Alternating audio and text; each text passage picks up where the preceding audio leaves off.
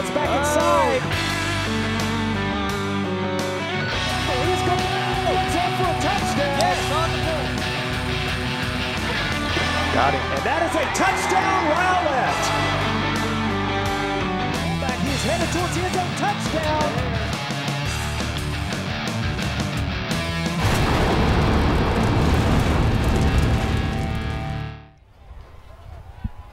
Good evening and welcome to playoff football at Williams Stadium, as tonight the Lake Highlands Wildcats take on the Sachse Mustangs.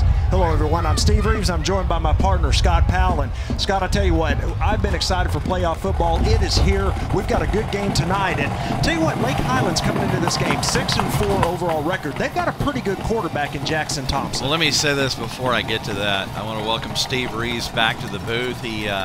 This is his first week of the season. Steve's the long-time play-by-play voice of this TV crew. And Steve, it's great to have you back. I'll be real interested in your opinions of what I call kind of the new-look Sachse Mustangs this year. But, well, yeah, why don't we talk about Lake Highlands here? Here's the kickoff. We'll get to that in just a second. Here's the deep kick. It's going to be taken to the 2-yard line, and a pretty nice return set up. Oh, and then tripped at the 23. The old turf monster got him that time, and he is down. And pretty good field position here for the Lake Highlands Wildcats to start. Strength of this team is their offense. They're ranked highly in a lot of categories. They're number 2 in total offense in the area, 461 a game. 220 of that through the air is number 7 in the Metroplex. They also average 37 points, 241 on the ground, so great balance from this offense. Jackson Thompson, the quarterback, with the first play here. Yeah, there's a snap to Thompson. He's going to hand it off on first down, and a play to the right between the guard and tackle. Nets about 3 yards. Well, let's give him 2 on that. They're going to mark him down at the 28, but a pretty nice start there for the Lake Highlands Wildcats. What awesome numbers. 69% passer, 222 yards a game, 18 touchdowns, does have 9 interceptions. Rushing the ball, he carries it for 241 yards on the year. Quentin Freeman, the running back, 1,278, 7 a carry. Look out for Corey Fulcher. Thompson looking to throw it. He throws it across the middle behind the intended receiver. May have been tipped there by the linebacker dropping back in coverage. Pretty nice play there by number 10 of the Mustangs, Bryce Robinson. Fulcher, a heck of a dual threat. He has 640 yards rushing and 18 touchdowns rushing. Freeman, their top back, just has 9 touchdowns rushing. And Fulcher also the second leading receiver, 51 for 540. So he's the dual threat, probably the best athlete on the field tonight. 3rd down and 8 now for the Wildcats. Just underway here at Williams Stadium. Boy, a nice breeze tonight. 20 miles per hour may be a factor as we watch it. Play action, and here's the throw, and he overthrows the intended receiver, that time number 4. That is Corey Fulcher, who you've mentioned here in the opener, and it's incomplete. And, of course, Sachse defensively, everybody knows they are ranked in the top 5 in every major defensive category. 2nd in points allowed at 9.8. 2nd in total defense, only 181 yards a game they allow. 3rd against the rush, 3rd against the pass. That's an interesting matchup tonight. If Sachse can play good defense with their offense, they're probably going to win this game handily tonight. Back at pump formation. A good snap. Kick is away. It is a high end-over-end kick. It's number 21, Shiloh Sanders, back to returner. He's just going to let it bounce it around the 48, and that's where the ball will be dead. So I'll tell you what, a nice 3 and out for the Sachse defense, and now their offense comes on the field in great field position to start. And Steve, something to keep in mind, the wind, it is, is as heavy as it's blowing right now, which is probably 15 to 20, it has let up about half as much as it was blowing about 2 o'clock this afternoon. So it may affect the football. This is a wide open stadium here at Williams. It could affect the passing attacks, but watch those punts also tonight. Empty backfield here on first down.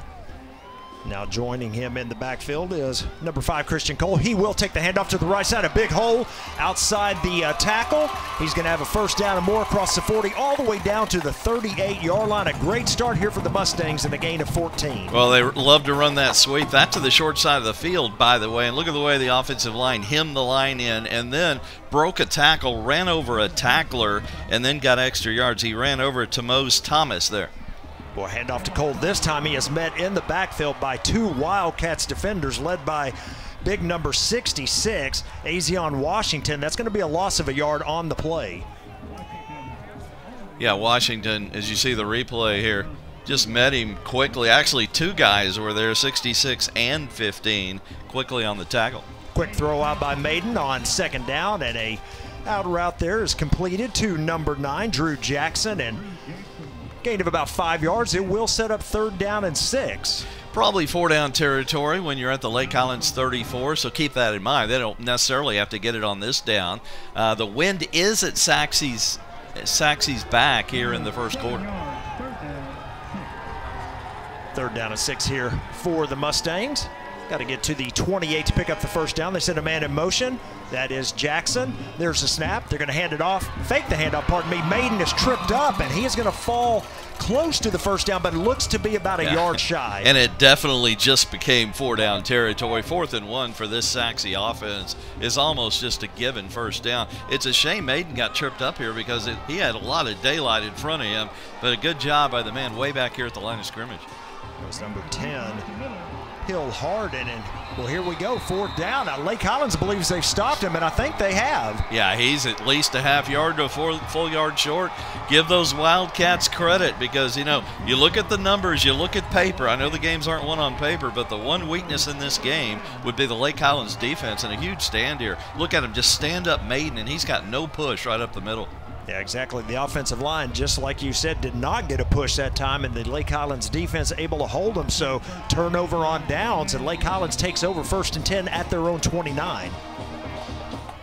They're going to send a man in motion, and they are going to throw back to the quarterback. He's got blockers out here. This is going to be a big play across midfield. 45, 40, still on his feet, gets a good block downfield. Finally knocked out at around the 23, but a huge gain for the Wildcats. Well, part of the reason that play worked, besides the trickery, and I love the play call from the underdog Wildcats. An underdog does this early in a game to get a jump start and get out to the early lead. But look at the block downfield here. Leading the way down the sideline here is Jalen Price. Look how far he drove that corner back down the field.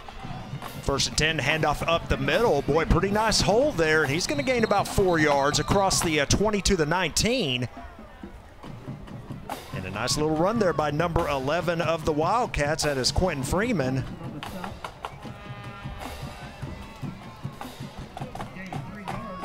Yeah, not much there, but Freeman with the good body lean kind of jumped into the tacklers and picked up a couple of extra. I like the looks, that body lean that he has when he hits the line. There's a snap, the fake handoff. Quarterback's going to keep it. He's got room here. He is across the 15, still on his feet, breaks 2 tackles, and he is going to be tripped up right at the goal line. They're going to mark him just short. What great effort that time, Scott, as the quarterback just kept his feet churning, and boy, it was hard for the Mustangs to get him down. Remember I mentioned in the pregame that he will run with the ball. 75 rushes on the year for 241 yards, so he's a good runner. Broke 2 tackles, including a late attempt. That was just a poor low attempt there down at his legs by James White. Thompson with the handoff, but he is going to be held short. That is once again number 11 with the carry.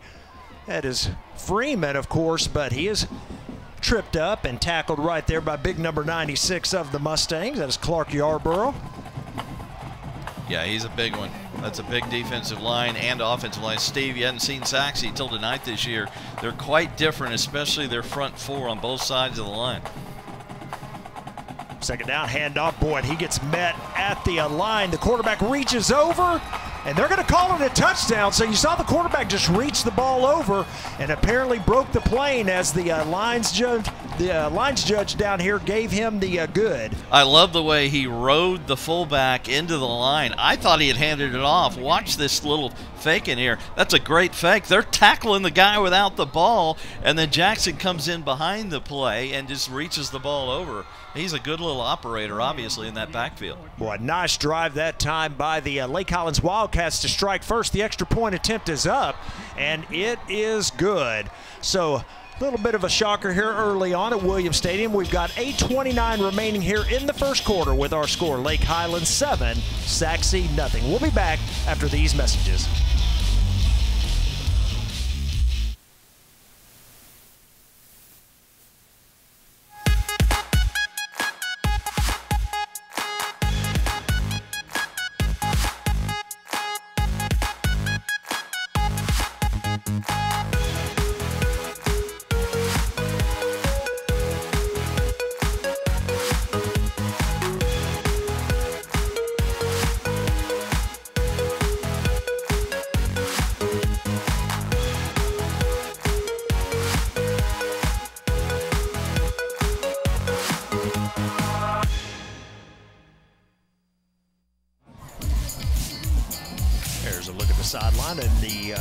quarterback, the junior quarterback for Lake Highlands, Jackson Thompson, scores on a 1-yard quarterback keeper. And the Wildcats with the early 7-0 lead as they set to kick it off here. Remember, Thompson's a big kid, so if he ever gets around to standing tall in that pocket, he's going to be able to see a lot of good receivers tonight. Well, the return is on, number 38, and he breaks about 3 tackles there, gets across the 40. Once again, the Mustangs offense going to be in great field position here to start. Hopefully that'll get them into the game. A little slow start here. I can hear the fans getting into it. A huge crowd, by the way, here on the home side. Good luck finding seats tonight. I hear some of the seating was reserved tonight, or maybe not normally, but I look down here, there's very few empty seats, and they finally, that play kind of ignited. I think the Mustangs got the crowd into it. Yeah, Torrey Washington with a good return there, and they are going to start 1st and 10 at their own 42-yard line. So the Mustangs trailing 7-0. That hasn't happened much this year where they've trailed in a game. Send a man in motion, snap the ball. Maiden keeps it himself up the middle. He's going to have pretty good yardage up across the 45 to the 48. So let's give him about 6 on that carry. And nothing fancy, just takes the snap and goes right up the middle. It was great blocking because they really didn't spread the field much on that first play. They're getting ready to here with 4 receivers, but on that first play, Lake Highlands able to have 7, 8 in the box, and they still blocked it well for 6 yards. Quick throw out to number 3 is complete, and he's going to have a 1st down and more across into Lake Highlands territory. Finally tripped up at the 37, but a nice throw and catch that time, and the receiver Miles Nash gets good yardage. Well, that's why they put Nash in there. He can bring speed to the ball game. As you saw there, if he had broken that last little shoestring tackle, he might have gone the distance. He really brings a fresh set of legs in there. He doesn't play every down. 1st and 10, Maiden keeps it again. This time he is going to get hit and dropped immediately. Number 15 for the Wildcats in on the tackle. That is Tremaine Bell. You know, I was mentioning that one weakness with Lake Highland is their defense. There is one category they do very well at, and they've done well at times so far tonight. They are 17th against the rush in 6A in this area, giving up 168 a game. And again, some of their best plays have been made against the run between the tackles so far. Maiden looking to throw. Boy, that ball's almost picked off. Is jumping the route that time. Number 20 for the Wildcats, Nick Valdez, and that was almost an interception. Yeah, Jalen kind of stared at his receiver too long. I mean, if you're a safety and you're reading the eyes of the quarterback, that was a pretty easy read. As you said, he jumped the route, and as always, any play like that could go the other way for 6 points if you catch it. Yeah, looking for the quick slant that time, and Lake Highlands not fooled. Here's a big 3rd down and 12 now for the Mustangs as they're going to send Drew Jackson in motion. Maiden with time to throw. He throws it. He's got his man, and that's going to be a 1st down.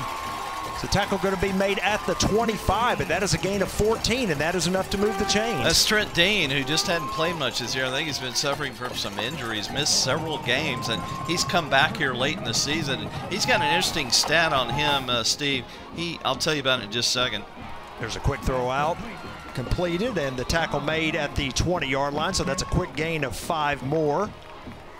That is only the 11th reception of the year for Trent Dean because of, being in and out of the lineup. 6 of his first 10 catches this year were for touchdowns. So look for him around the goal line. Yeah, an extremely productive player. There's a snap on 2nd down. The handoff to Cole up the middle. Breaks the tackle. A penalty flag comes out. That one probably coming back for holding. The timing of the flag and where the flag is thrown, I mean, it's the old-fashioned, it's an obvious holding call. Everybody in the stands knows it. I'll be shocked if it's not. Good job. That shows the strength of Cole. He shed that tackler up high, just like water on his back, but somebody held. Maybe we'll see it on the replay here. First, let's make sure it's holding. Yeah, the we got an interesting talking. game so far. We haven't had many penalties yet. Personal foul. Defense. Wow. Face mask. Touchdown's good. Wow. Well, there you go. So we were wrong about it. Not holding call against the Mustangs, but instead a face mask against the defense. Well, I didn't see it. The penalty was forced on the kickoff. It obviously was that first man crashing in, that left defensive end. And boy, we didn't see it on the replay, but they saw something. And hey, we'll take the 6-pointer. It's better than holding. Absolutely. Extra point attempt is up, and it is good. So a quick strike back from the Mustangs has now tied the game. We'll just keep it here at 7-7 right now. And well, I'll tell you what, Scott, that was a good answer drive that time for the Mustangs after relinquishing the 7-0 lead. They come right back, drive down the field, and score. Let's get right back to the point I made on the kickoff return. I think that jump-started the whole thing. Excellent kickoff return out to the 42 when, you know, it was a fairly deep kick. Lake Highlands always has good kickers. There's certain teams that are known for their special teams. Lake Highlands, they've got two kickers in the NFL. One of them I know is still in the NFL. So anyway, great kickoff return to the 42. And that just kind of got the crowd into it, and they continued the momentum. Now the key is this next possession. Lake Highlands stuffed it down their throats against a good Sachse defense. So let's see if they do that again. I think it's a chance for Sachse to take over this game now, have a defensive stand, and take charge, because Sachse is a heavy favorite in this game. Yes, they are. And you were mentioning earlier, Scott, about kind of the difference in the teams this year. One of the things, again, when you look at the Sachse Mustangs, it is that defensive front. You know, they're probably bigger than they've ever been before. They're very powerful up front, and that's the one thing, probably the one distinguishing difference this year with their defense. And their offensive line. But their offensive line's been good off and on. Yeah, you're exact. That's the biggest difference is defense for Sachse. They're highly ranked in every category. And here's the thing, Steve, as the kickoff goes out of the end zone, which I had a feeling it was going to with that strong wind at the back of the Mustangs here in the first quarter. The big thing is we noticed early in the year doing these games, Steve, their defensive line is so good that they tie up the offensive line. You know the old saying, it's the job of the defensive line to tie up the blockers so the linebackers make the tackles. Yep. The linebackers here for Sachse make almost every tackle, and that's the way you draw defense up between the tackles. Exactly. That's exactly what you want. So good kick there, and as you mentioned, going out of the end zone, they also had that 15-yard penalty marked as well, which helped. Yeah, I forgot about the penalty. That set up the long kick. Handoff, and boy, nice run here to the outside. Once again, that is number 11 for the Wildcats. That is Quentin Freeman, and a pretty nice pickup there on first down of 6 yards. Yeah, good shiftiness by Freeman. One Mustang shot the gap and had the angle on him in the backfield, but just kind of ran by him. But Freeman, with the quick hippie-type shift, went right around him. Yeah, Freeman is the workhorse back. 1,280 yards coming into this game on the season. Here comes the quick throw on the wide receiver screen. Boy, and he is going to be close to the first down, but looks like a yard shy, a gain of only about 3. Sachse ought to know that play well defensively because they face it in practice all the time. The cornerstones of the Sachse scheme are those tunnel screens, like that screen right there and the quick out screens. So Sachse sees plenty of that all year long. It doesn't surprise me that they read it well and sniffed it out in a hurry. That was Fulcher with the reception, so third down and a long one here for Lake Highlands. You know, having said Lake Highlands struggling on this possession, they still got 9 yards on their first 2 plays, have a 3rd and short. Yeah, you can't ask for more than that. There's the quick throw out. Oh, the catch made. It was bobbled there for a minute, but holding on to it is number 17, Jonathan Barrows, and that is a first down. Barrows, the leading receiver for Lake Highlands. Just a simple quick out. A little bit of a cushion. Not much, you know, they gave him a little bit too much of a cushion on 3rd and 1. You would think they'd play him a little bit tighter, knowing that they're probably going to throw a short pass, needing just 1 yard. Kind of just gave up the first down there. 1st and 10 at the 39. There's the snap and the fake handoff. Quarterback's going to keep it. Boy, jumps over the pile and then gets hit hard by one of the linebackers coming across. And a gain of only about 3 yards. Well, there's one of those linebackers who's been one of their top 2 tacklers all year, Bryce Robinson. You saw classic Bryce right there. Watch the replay. Nice little play action there, but boom, also there on the play. Another kid who's had a great year, Micah Buchanan. Just inside of 5 minutes remaining in the first quarter. Second down for the Lake Highlands Wildcats. Looking on the out route, overthrows the intended receiver that time. That is number 6, Nathan Hall. And, well, I'll tell you what, again, they're throwing into the wind here, Scott, and it may be just, you know, a little bit deceptive on what they need to do, you know, putting air under it or firing it in there. It was not a bad pass, but the coverage was so good it had to be a perfect pass because Alex Smith was hanging all over the receiver, and it just wasn't perfect. It was a little bit too tall on the deep out. 3rd and long. Sachse with good 1st and 2nd down defense. Last time it was 3rd and 1. Now it's 3rd and 8. That's a huge difference. Yeah, big difference. For and it looks like kind of a ball control offense Lake Highlands runs, you know, a lot of short stuff.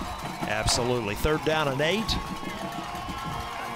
Here's a snap. Thompson, 3-step drop. Boy, has a man there, and he can't hold on to it.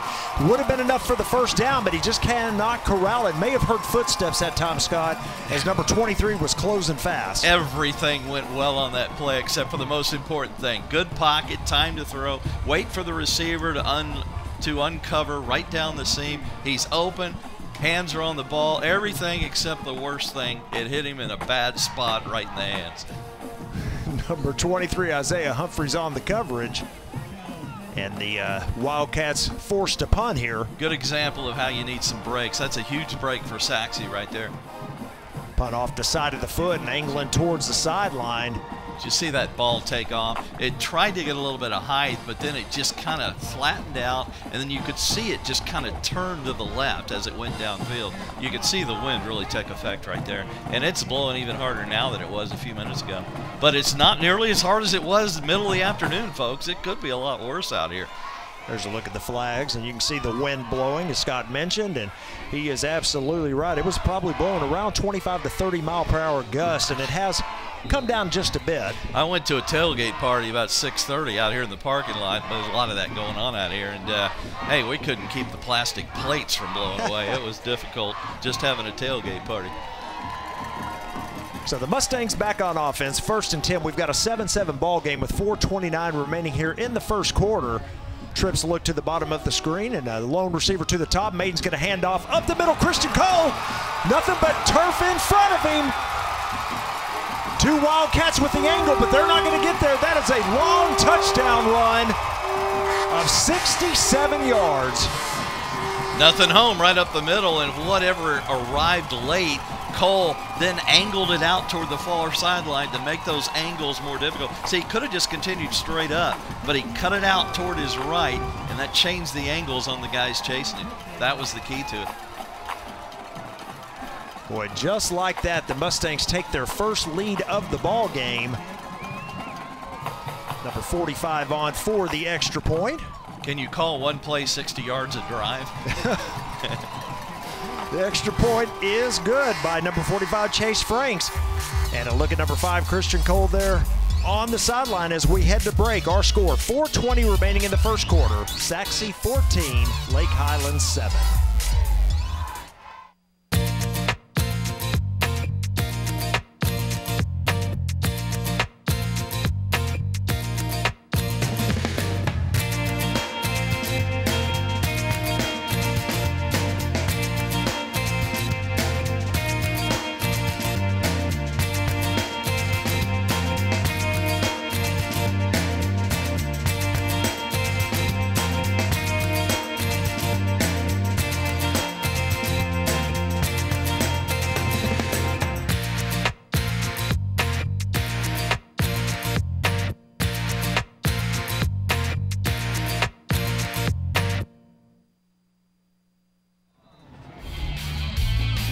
Look at our scoreboard as we are back at Williams Stadium. 4:20 remaining in the first quarter. Sachse 14, Lake Highlands 7, as Mustangs set to kick it away. 3 back deep for the Wildcats. Number 17 standing just outside the goal line. And you may wonder, why do you put 3 back? Well, if you directionally kick it, that kind of almost assures that you're going to be able to return it. As you see here, he kicks it a little bit toward the left. Barrows takes it right at the goal line. He's going to try to return it. Got pretty good return yardage here. Out across the 30 to the 31. A nice return by Barrows. And the other thing, you're saying, well, you're wasting 2 other players putting them back deep. No, I mean, if they're aggressive, they can get into the blocking scheme, those 2 other guys who don't get the ball. So the Wildcats back on offense. You know, they've had one, of course, exceptional drive where they went down and scored. Got an illegal block on the return. Yeah, penalty. Steve, I almost called you Bobby, by the way. Yeah, that's okay. I've been called worse. Bobby George still with us on Thursday nights this year. Good to have Steve, his first game this year after taking some time off this year. Thanks, Scott. Glad to be here. We're glad to have you. As you mentioned, the block in the back penalty will move the Wildcats back. So, you know, it appeared great field position at the 31. Instead, they're going to have to start at their own 7. And this is not what the Wildcats wanted after just relinquishing the lead to Sachse to start this deep. Here's a snap. Oh, I lost the ball. And let's see if they're going to give him a safety. He's going to get forward progress, absolutely. Yeah, but I think they're going to mark him at the 1. Right. I mean, the fans were kind of yelling for a safety, but he was driven backward and was past the goal line before he was driven. I think you'll see this on the replay. It's a good call. People were begging for a safety, but I mean, that's a pretty good call. Yeah, Thompson never had the handle on that one. And they're lucky they recovered it. I'd almost punt this, a quick kick here. I mean, this is going to be tough, although they're gutsy. I mean, you got shotgun in the end zone. That shows guts right there. Yeah, and there's 2 penalty flags. They may get illegal motion here. Well, you can only go so far. That's exactly right. Start. Offense. At the distance to the goal. I mean, if you're going to get a false start, Steve, you might as well get it at the half-yard line, right? That's exactly right. Just saw referee Ty Mitchell with the call, false start, and that will back him up, as you said, Scott, about half an inch. So 2nd down and long here for the Wildcats, just outside the goal line. They're spreading the field here, even though they're at the 1, so they got that Sachse defense spread out. They're looking to throw it here, slant route, boy, and that thing was almost picked off. Number 23, Isaiah Humphreys, knew that was coming. I call Isaiah the interception machine. He's the all-time interceptor leader for Sachse. He's got like close to 15 in his career, and he's got like 7 this year, including 2 in 1 game. So he almost got him another one right there. There's something about this kid. He just has a nose for the football when it's in the air. Yeah, he definitely finds it wherever it is. So a big 3rd down and long here for the Lake Highlands Wildcats. I would think about the quick kick, Steve. I really would. I know the punter's probably hoping for it. There's a snap, fakes the handoff, play action. They're looking deep down the sideline and well overthrown and out of bounds. Wind may have had something to do with it. I don't think he's that bad of a passer where he could throw it that far out of bounds, because he was looking to hit his receiver down the sideline. The ball started out in bounds and then just all of a sudden ended up out of bounds. Going against this wind is going to be a huge problem tonight. Yeah, I agree 100%. Again, you can see the way that the wind is blowing, and I think you're exactly right. I think that ball got pushed quite further out of bounds based on the way the wind is. So here we go, a deep punt from the back of the end zone. I think you've got to avoid long passes, especially into the wind, and just go strictly short step. There's a snap and the kick, and they may get a penalty flag here. Let's see. Yeah, there comes the flag. Now it's always the matter of, is it running into or is it roughing? It looked like roughing to me, and it was Isaiah Humphreys, and he even helped the punter up after he ran into him, and then of course stuck his arms up and said, "Did I do anything wrong?" Yes, and I think he knows he did something wrong. Let's make sure. Well, I was wrong on that holding call. Run into the kicker. You're right. On the defense, 5-yard penalty. Steve, the only problem I have is, what does it take to get roughing the kicker? I mean, if anything's roughing the kicker, that was roughing. Right. I mean, he hit that guy pretty hard accidentally, but he hit him pretty hard. Yeah, I'm with you on that. If I'm Lake Highlands, I'm saying roughing the kicker. They're going to have to punt it again because it's running into the kicker instead of roughing the kicker. Man, if I'm Lake Highlands coach, I'm pretty upset with that call. Absolutely. So the 5-yard mark off will get him a little bit further, but tell you what, as you said, Scott, you still have to punt here from your own end zone. That's the difference in personal foul and running into the kicker. That's a huge call, huge break for Sachse. Actually, it's almost meaningless, the penalty, you know.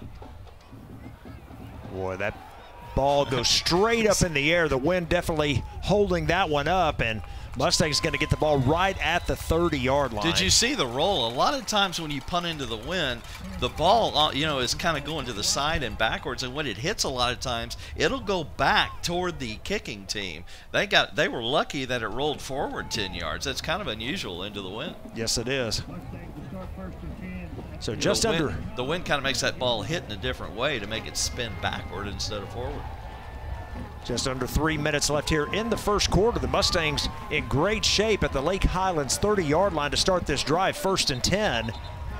Of course, the last offensive play for the Mustangs was a 67-yard touchdown run by Christian Cole right up the middle. Let's see if they keep it on the ground here. Look how they've spread the field here, Steven. Look, there's not much right up the middle. You get past those linebackers, you got 6 points, and that's how Cole scored on that long run just a few minutes ago. Nothing up the middle of the field. There's the snap, fake handoff. Maiden's going to keep it up the middle. He breaks the tackle, and guess what? He may go. That is a touchdown, Jalen Maiden.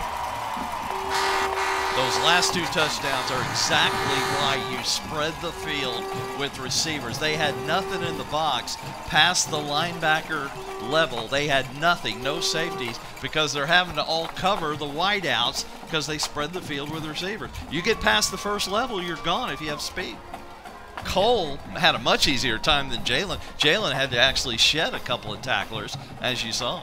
Yeah, Maiden broke that 1 tackle, and that was it. It was to the house, and just like that, 2 offensive plays, Scott, for the Mustangs, 2 touchdown runs, and we have now gone from a 7-7 ball game to a 21-7 lead for the Mustangs. A lot of times they look to the sideline for maybe a play change or the play call. That's an example. You can see how their defense is lined up. And whenever you see the way they were just lined up with nothing right down the middle of the field, I would run those same plays between the tackles. Both those touchdowns were because there was nothing up the middle. Yep, you're exactly right. They're going to keep that play going, I think, until it gets stopped, like you said, Scott. So the Mustangs now 21-7 lead. And again, we still have 2:48 remaining in the first quarter. Remember, Lake Highlands scored first in this game and held a 7-0 lead, but since then it's been all Sachse. Ever since that long kickoff return to the 42, this crowd got excited, and I think it really jump-started the Mustangs. They've been going nonstop ever since. Not often a kickoff return can ignite you. A kickoff return of just, 30 yards or so. But remember, the wind is going to change back the other way here in a few minutes, and we'll see what happens then. Deep kick this time, boy, and it's going to go all the way out of the back of the end zone. A nice kick by number 75 of the Mustangs that time. That is Ryan Jones. I'm looking at the flags. That wind is getting lighter and lighter as we go on. It may not even be a factor by the second half, but we're getting ready to see how Lake Highlands takes advantage of that wind here soon. 2:48. It's been a long first quarter. Seems like Sachse's had the wind for a long time here. Yeah, I was thinking the exact same thing, Scott. We still got 3 minutes left. This first quarter is taking forever. 1st and 10 for the Wildcats. They need to get at least some first downs on this drive, you would think. And boy, quarterback keeper, he gets hit hard right at the line of scrimmage, dropped for no gain by guess who? Number 10, Bryce Robinson. Yeah, look at the size of that kid. I mean, he's going to be playing on some other days of the week besides Friday nights in the future. That is a big kid, and he can bring it. He's also got good quickness. Of course, just a junior. The Mustangs get him back next year as well. 6'1", 230. That sounds like a college linebacker to me with speed. 2nd down and 10 now for the Wildcats after no gain. Empty backfield. They've got 3 receivers to the top, 2 to the bottom of your screen. See what Thompson elects to do here. Here's a snap as the play clock expires. And boy, I tell you what, the Wildcats are going to need to hold on to some of these passes to even have a chance. That one was in the hands of number 17. May have been a little, out of his reach, but Jonathan Barrows will probably tell you he should have caught that. Yeah, it wasn't going to go for much, though, as long as Sachse made the open field tackle. And they're a pretty good tackling team normally. So once again, another big 3rd down coming up here for Lake Highlands. 3rd down and 10. They've got to get all the way out to the 35 to move the chains. These incompletions are not helping to drain this first quarter clock for them. Screen pass set up pretty well here. Got some running room, and let's see if they're going to give him the spot. It looks like he is on the 35. That should be enough to move the chains, as that went to number 11, the running back, Quentin Freeman, on the screen pass. Well, we don't give credit to the big hogs very often, but they pulled a couple of linemen out in front on this screen pass, and that is what made it go. As you can see, 51 Jackson Petty and 75 Carlos Sanchez got just enough for him to get the first down. Handoff this time, trying to get outside, but nothing doing as 3 Sachse Mustang defenders swarm, beginning with number 8 right there on your screen, Jacoby Deloach. Yeah, you see the replay. Good job also by 99. You saw him play off that block and also be a part of that tackle after he was blocked pretty well. As Tyler Lacey, number 99, 6'4", 245. That's how you play defensive end. You shed that blocker and then jump out and get in on the tackle. 1 yard gain, 2nd down and 9. Fakes the handoff, play action, in a lot of trouble, and he is going to be dropped for a loss. Quarterback Thompson goes down, a loss of 2. Well, Jacoby Lacey, or Tyler Lacey again crashing in from that left defensive end. Also had some other folks there, but Lacey appears to be very active from left defensive end so far. Yeah, Lacey's a good one for the Mustangs. Making his presence known, the 6'4", 245-pound senior. Well, they've run some time off this clock. I keep saying that because they're going to get the wind in 30 seconds, but they're able to kind of kill a little bit of the clock here. Yeah, they got to get a first down here as penalty flag. And there's going to be another false start called here against the Wildcats. False start on the offense. 5-yard penalty remains. Third down. Let me give you a bright spot of that penalty.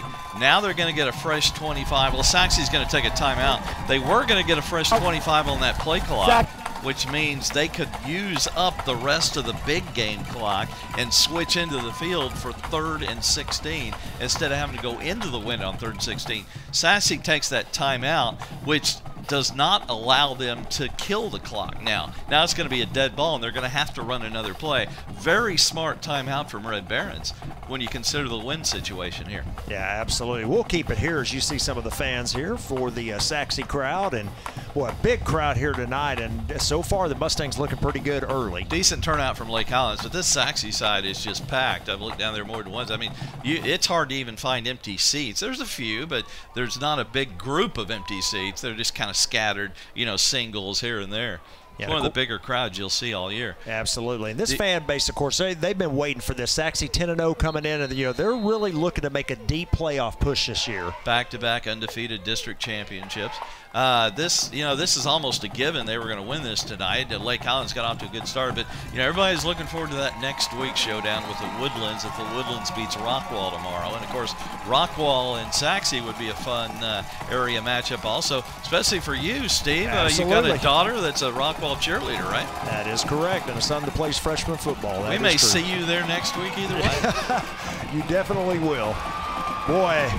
And the Sachse defense relentless at time as Thompson trying to get out of the grasp of several Sachse defenders, but another loss on the play, and the clock was running, but it looks like the Mustangs may have called a second timeout. Another great called timeout by Red Barons, because now they'll have to punt it into the wind instead of being able to switch sides and punt it with the wind. I love this. Some people say, don't burn your timeouts this early in the half. Well, you're up 21-7, and this is a situation where you want to use your timeouts.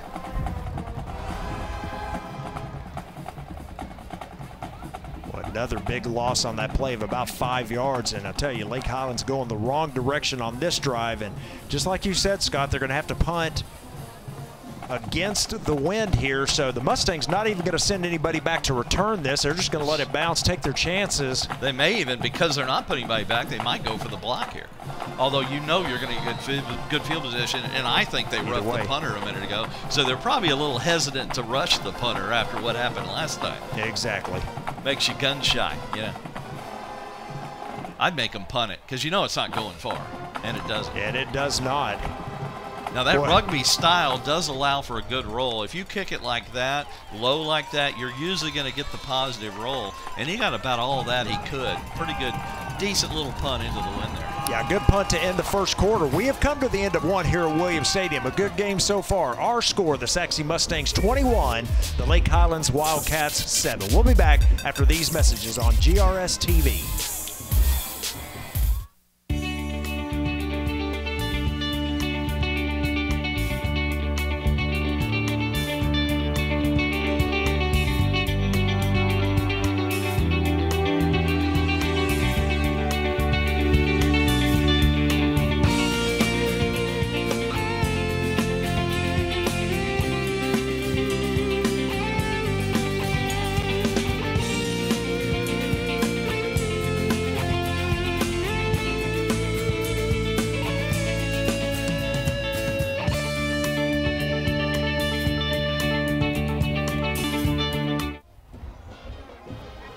Start of the second quarter, the Mustang offense has it 1st and 10 at their own 46, and the handoff to Christian Cole on the counter.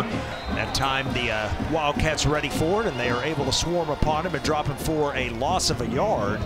That's one of the few slow developing plays Sachse has run tonight. Most of the big hitters have been right up the middle, first play of a possession, where they just a simple dive and there's nobody home, as I mentioned before.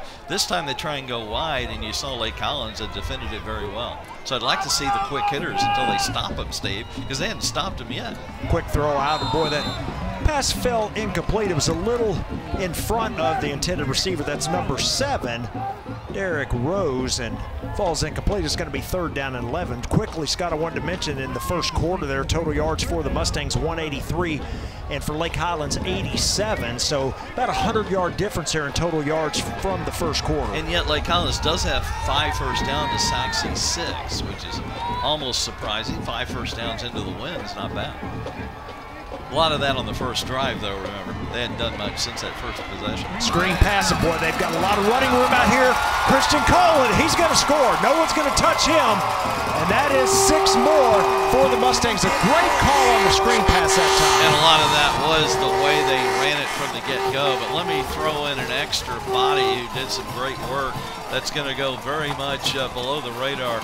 Watch Derek Rose if you can see him. He's way downfield leading the interference. He's got a cornerback tied up here that he's driving 30 yards backward, and that kind of play takes great blocking from the wideouts. Give Derek Rose a huge amount of credit. So Christian Cole on the reception for the touchdown. The extra point is up, and it is good. And just like that, the Mustangs have extended the lead. And I'll tell you what, you know, it took them a while to get going. They were trailing 7-0, and then once they got that first touchdown, 7-7, they have quickly struck for the next 3 touchdowns. Yeah, and this game has completely changed momentum and scoreboard-wise. But what's the thing I mentioned earlier? Sachse is so good at those screens. They really hadn't needed them because of those quick hitters up the middle, but nobody runs a screen as well as Sachse does, or they're at least as good as most people, as you saw right there. Their wide receivers block so well downfield. And nowadays, if you're going to run the wide open spread offense, if you don't have good blocking receivers, you better change offenses. Absolutely. So 28-7, Mustangs with the lead here, just underway in the second quarter at Williams Stadium. I'm anxious to see Lake Highlands now with the wind at their back, see if it makes a big difference, because they do have some weapons offensively. That's the strength of this football team. If they're going to hang in this game, they better get their offense going in this quarter, or the second half won't make any difference. Yeah, you're exactly right. The high end over end kick is going to be taken at the 21 by number 13, and another nice return. Boy, makes a good move outside and gets almost to midfield, all the way out to the 48-yard line. So that's a good start for the Wildcats. That's what jump-started Sachse. Let's see if it jump-starts Lake Highlands here. Zyrion White with the return. Watch this move right there. Yeah, it's all recognition, keeping the eyes downfield while he's running. Just dodging tacklers coming at him downfield. Well, not only do the Wildcats obviously need to get points here, but they also would like to have a sustained drive as well, and take a lot of time off the clock if they can. Sachse scores so quickly. Oh, a bad snap through the hands of the quarterback, and again, not a good way to start a series. No, but at least you're not at the half-yard line. You're at your own 37 after the good kickoff return. I'm not sure he saw this coming. I'm not sure he was ready for the snap. I think the eyes were trained elsewhere by Thompson, the quarterback. Yep, I agree with you 100%. Now look at this, another. How many of these second and longs, real longs, have we had tonight? That's been part of their problem. Not just on the fumbles. Sachse has forced some long gains on second and third down. Yeah, loss of 10 on that play, so second down and 20 now. There's a snap to fake handoff, play action. They're going to throw it across the middle, a wide open receiver. He makes the catch, and forward progress is going to get him inside Sachse territory all the way down to the 47. So a nice gain on that second and 20. Scott, they picked up about 14. Yeah, you cut it in half. You don't need to get it on. This is, again, kind of a possession passing team, it looks like. You don't have to get it all in one on second down. They cut it in half. Now they can get the other half. And, of course, now they're in good field goal position, or field position, to where, they go for it on fourth down if they don't get it here. They're going to have to start going for it on fourth down, especially if they're in Sachse territory, down 28-7. So big third down and 6 here. Looking to throw it. They went play action again. Quarterback's going to try to keep it himself. He's going to have the first down and more. trying to get outside down the sideline, and then goes out of bounds inside the 20 down to the 18. A nice run that time by the quarterback. I know this is your first game of the year, but do you remember Preston Weeks? He's still the starting quarterback at Rowlett. He's a 3-year starter. This guy reminds me so much of Preston Weeks. He's a smart runner. He sets up the defenders when he runs. He cuts, he weaves in and out of defenders. He does not have good speed, but he's just a good runner, just like Preston Weeks. They're even built kind of the same. Yes, they are. First down and 10 now at the 20-yard line. Looking for that screen pass once again. What nice play defensively by number 91, the other defensive end that we haven't mentioned yet in this game. That, of course, is Zach Gilson. Marquise Goodwin of the Buffalo Bills, former Rowlett wideout, who I've seen play, and I bet you have too, Steve. Shane Creel, Sachse.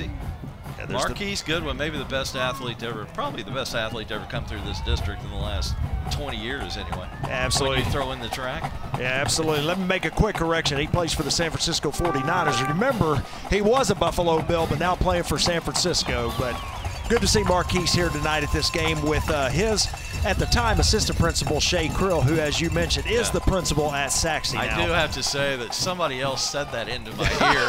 That was not my mistake. That was somebody else's mistake. But it's all over with now. So nice play there on first down. Of course, set up that second down play. Now it's third down and short for the Wildcats. And as you mentioned, Scott, being down by 21, probably 4-down territory. Yeah, no, field goal is probably out of the question, although it wouldn't shock me here in the second quarter. Good run the option. Quarterback keeper, he is going to score. Boy, nice job by the Wildcats. I'll tell you something they do. I mentioned it earlier. They spread the field in a way that Sachse really spreads out defensively. The splits in their defensive line are huge. So all you got to do is get a piece of your blockers. As long as you don't have one weak link in that offensive line chain, there are some big openings for him to just cut it up like he just did.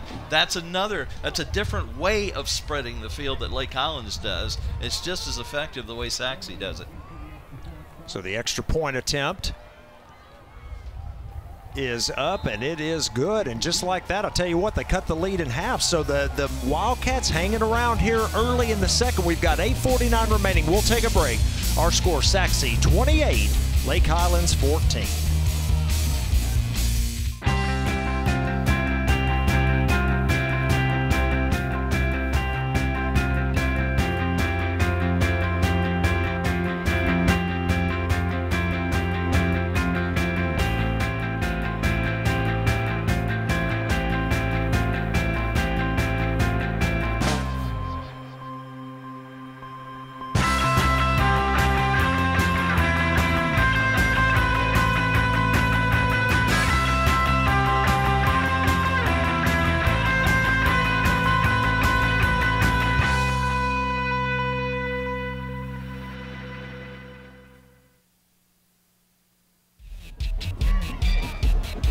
Drive for the Wildcats has got them to 14, and they now trail by 14. It's 28-14, the Mustangs on top, and here comes the kick as the Mustangs send 3 back deep to return it. This one's going to come down right at the 1-yard line, and the return is on here, trying to get outside. He breaks containment, and another nice return by number 18 of the Mustangs.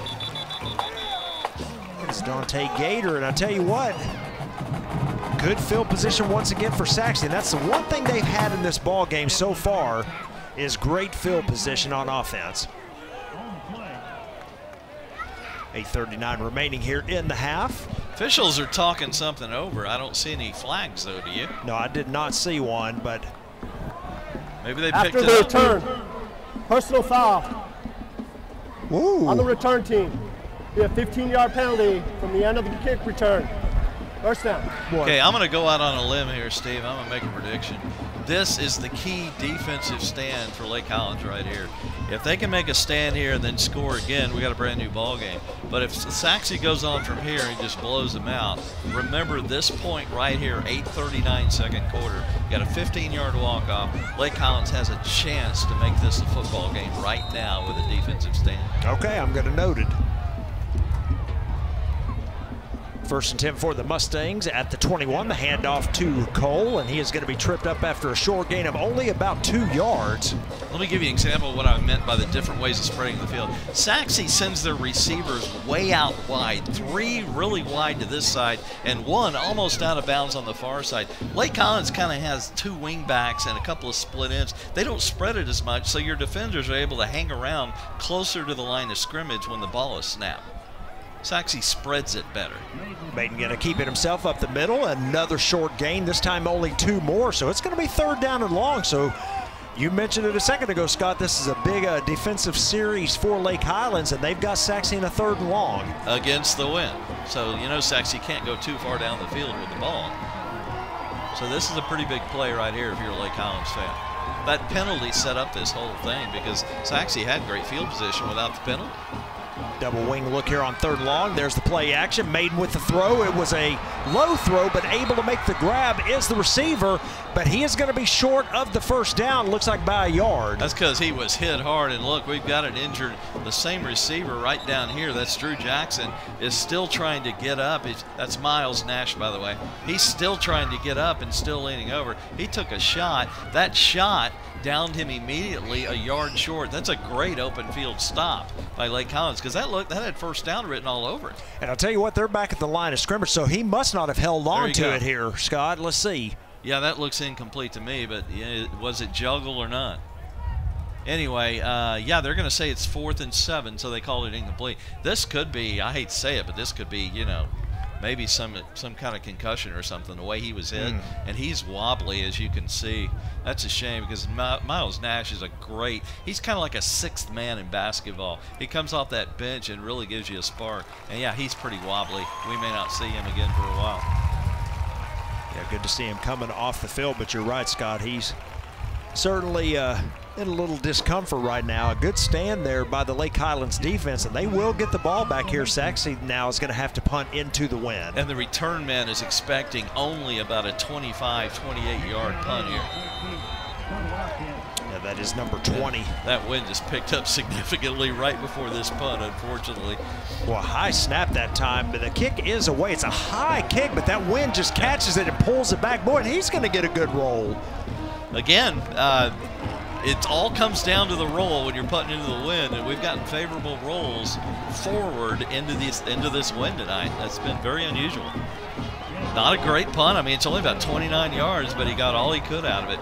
You're right. I mean, it was like a quail. That ball was like a quail, and somebody took a shotgun and just shot it out of the air.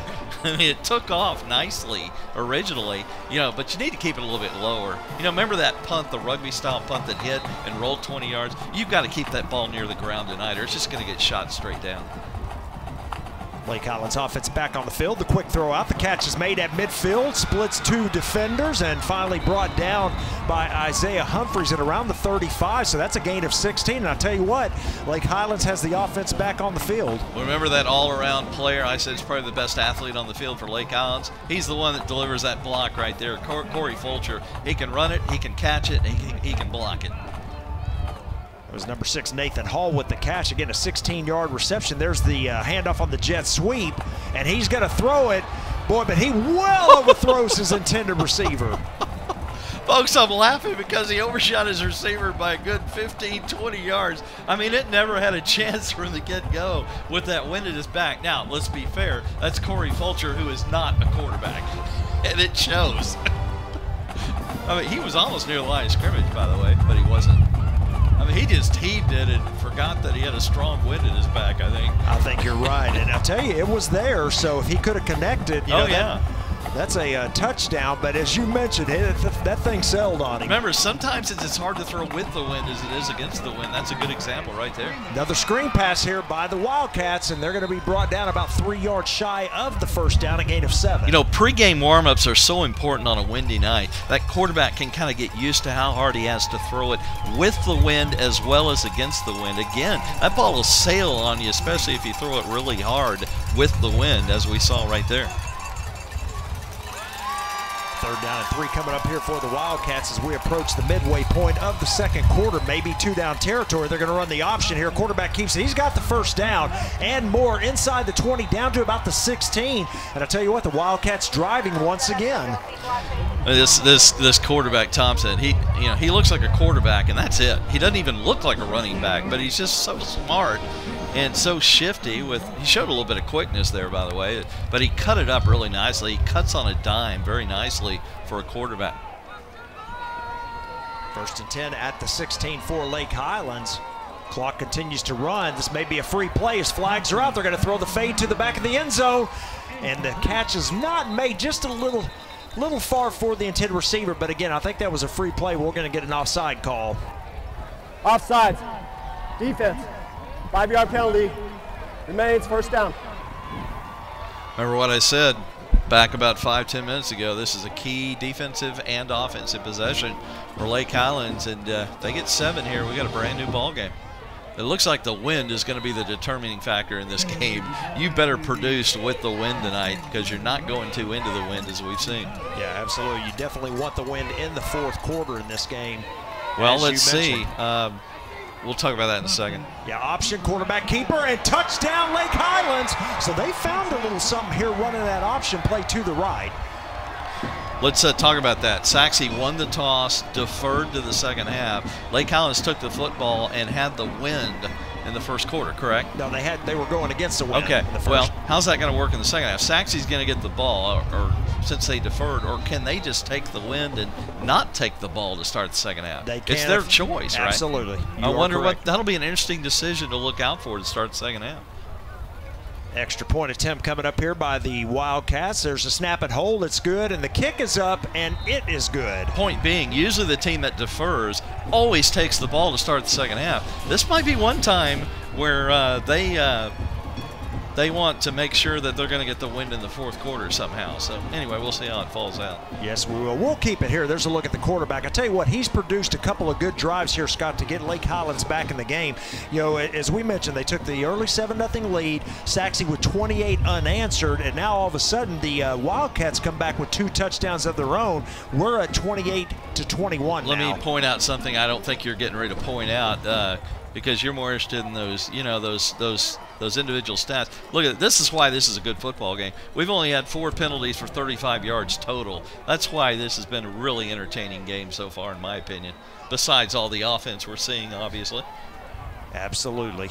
But you look at the first downs are almost even. Total yardage almost even now. As we look at the individuals, Maiden 5 out of 8 for 95. Cole 4 or 6 for 100 yards. The 2 touchdowns. Maiden with the 6 for 45. And you look on the other side, Lake Highlands has spread out the receiving totals.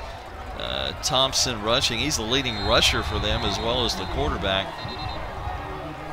So that's important. I mean, he's leading them in rushing and throwing, 7 of 14 for 63. But he's got 48 yards on 10 carries and 2 touchdowns on the rushing. ground. Thompson's kind of been the difference in this game so far. Yeah, absolutely. So, yeah, and keep in mind, too, he's got the 1 catch for 49 on that throwback, remember, on their very first series of the game. So he's actually their leading rusher and receiver at this point in the game. That's a good point. I forgot about that. Let's not forget, though, Cole, not only with 2 rushing touchdowns, he also has a receiving touchdown. 3 touchdowns, and we're just midway through the second quarter. Absolutely. So he's been the kind of the difference in the game with his game-breaking plays. Yes, he has. 1st and 10 for the Mustangs at the 25 as the handoff goes to Cole up the middle. Boy, makes a nice move and cannot escape the shoestring tackle there, but a gain of 8 on the carry. Yeah, that's one time where he tried to get by that first level, and then somebody hit him down low and just hung on for dear life. That's the difference in this play and some of those other ones that he broke right up the middle.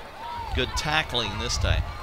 And I tell you, I would not be surprised to see Red keep it, Coach Barron's keep it on the ground here as well and try to run as much time off the clock as possible. Handoff to Cole once again, breaks the tackle. He's going to have the first down and more. Boy, good, tough running by Christian Cole. Let's remember, as great as those 2 timeouts were that he took to keep the wind into their advantage back late in the first quarter, it's kind of hurting them now because they've only got 1 timeout, although there is a little over 5 minutes left on the clock. That may kind of hurt them here late in the first half. Lake Highlands with all 3 of their timeouts left if they can get the ball back. We saw the nice running there by Cole. Good blocking up front as well. And of course, he made that one missed tackle go for about 8 yards. Here's another handoff to Cole and breaks another tackle at the line of scrimmage, but then met at the second level by the linebackers. And on the snap of the ball, they had kind of 2 levels of defense there. In other words, they're able to put more in the box and a little bit more up the middle if he was to break loose. We've got an injured Wildcat here. Yeah, an injured Lake Highland Wildcat. And I have not seen the number yet, but they're coming out to tend to him.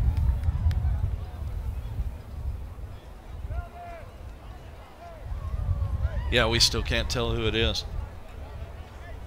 So, Steve, what do you think about Sachse so far? Sachse looks really good here as they get the player up for the Wildcats. That is number 56. Good to see him up on his feet.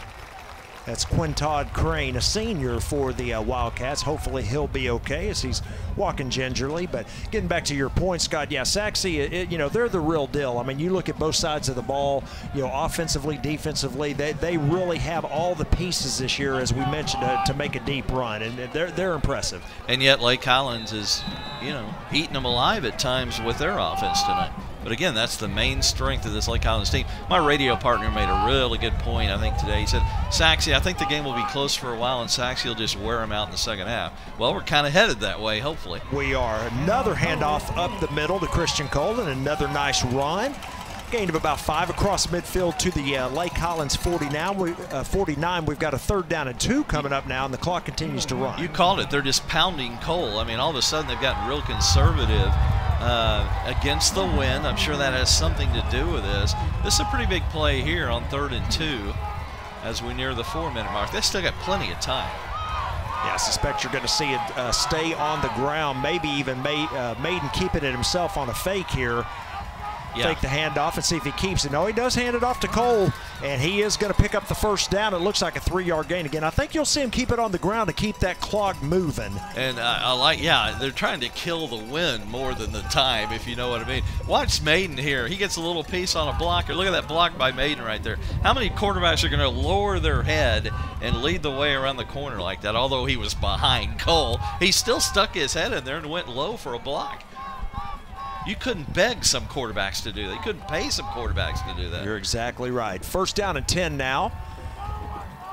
Here comes the handoff once again to Cole. He's hit at the line of scrimmage, but keeps those legs driving and picks up 5 yards, dragging a defender with him.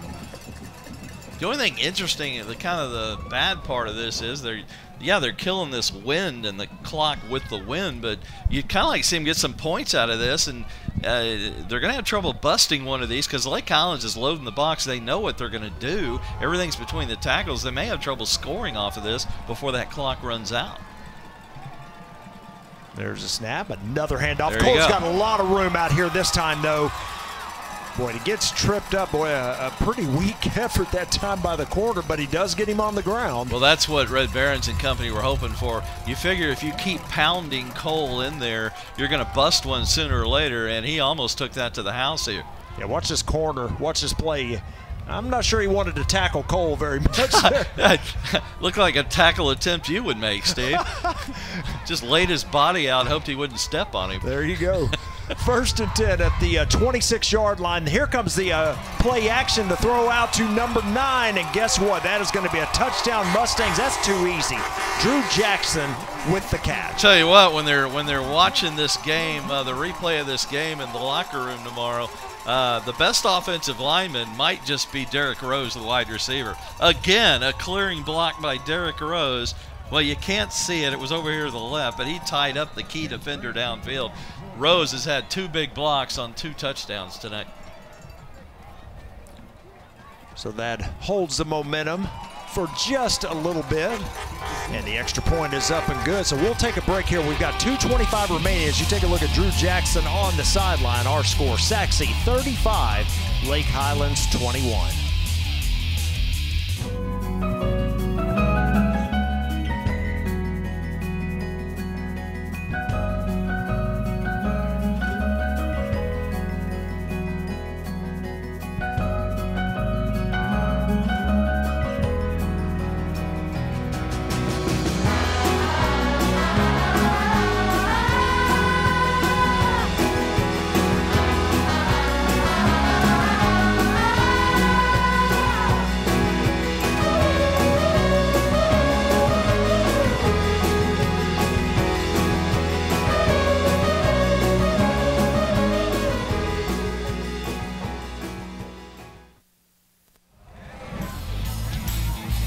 Mustang offense there on the sideline after they just take a drive down the field of 75 yards, all on the ground until that last play for the touchdown to Drew Jackson. And in the past 5-7 years, when's the last time you said that about a Sachse offense? All on the ground.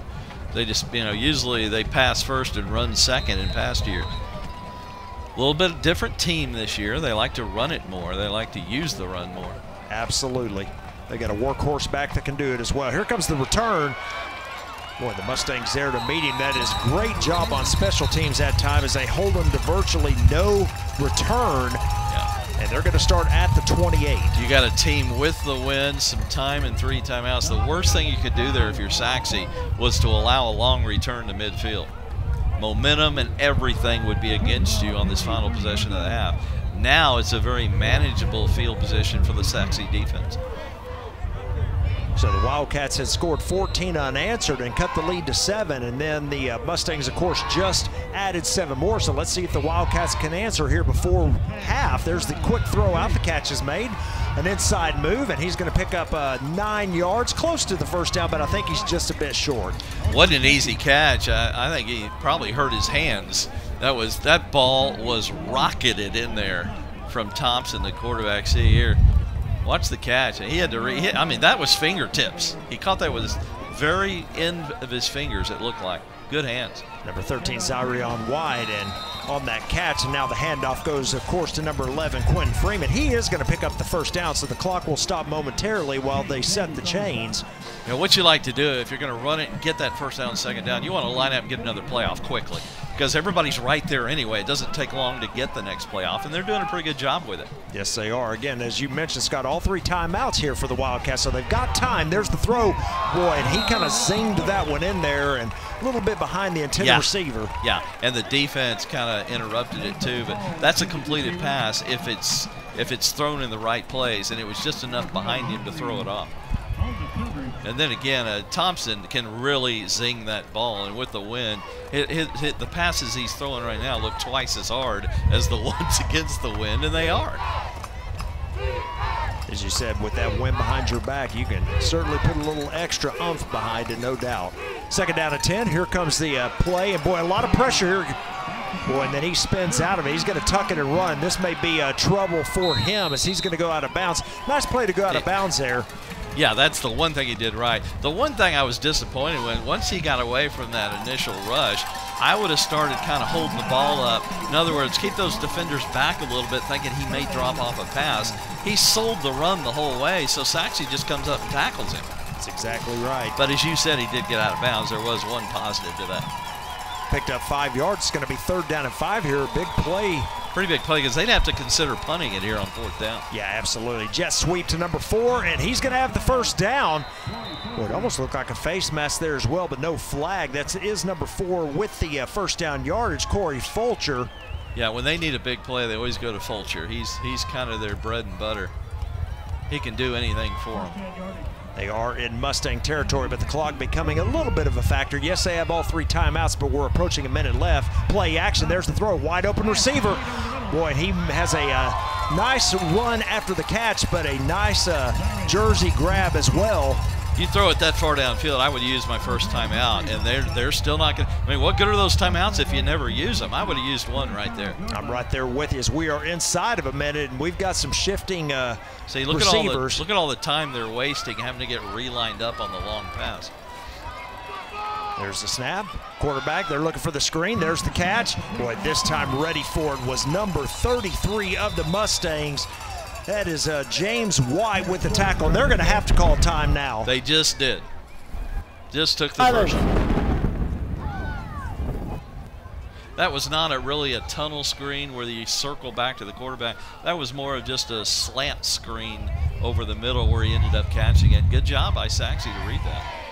So we'll keep it here. The first time out of the half here for Lake Highlands. Although now a field goal might be a little bit more of a possibility. Remember, Lake Highlands usually always has good kickers, and they have the wind at their back. I was just going to say, Sachse doesn't mind giving you 5-7 yards of play with this clock. I don't feel like it. But then again, they got a pretty good kicker probably, so you'd like to keep them out of field goal range here. Right. They are currently sitting at the 33-yard line. We've got 42 seconds remaining and 2 timeouts left for Lake Highlands. Can you name the 2 former Lake Highlands kickers that were in the NFL as of a couple of years ago?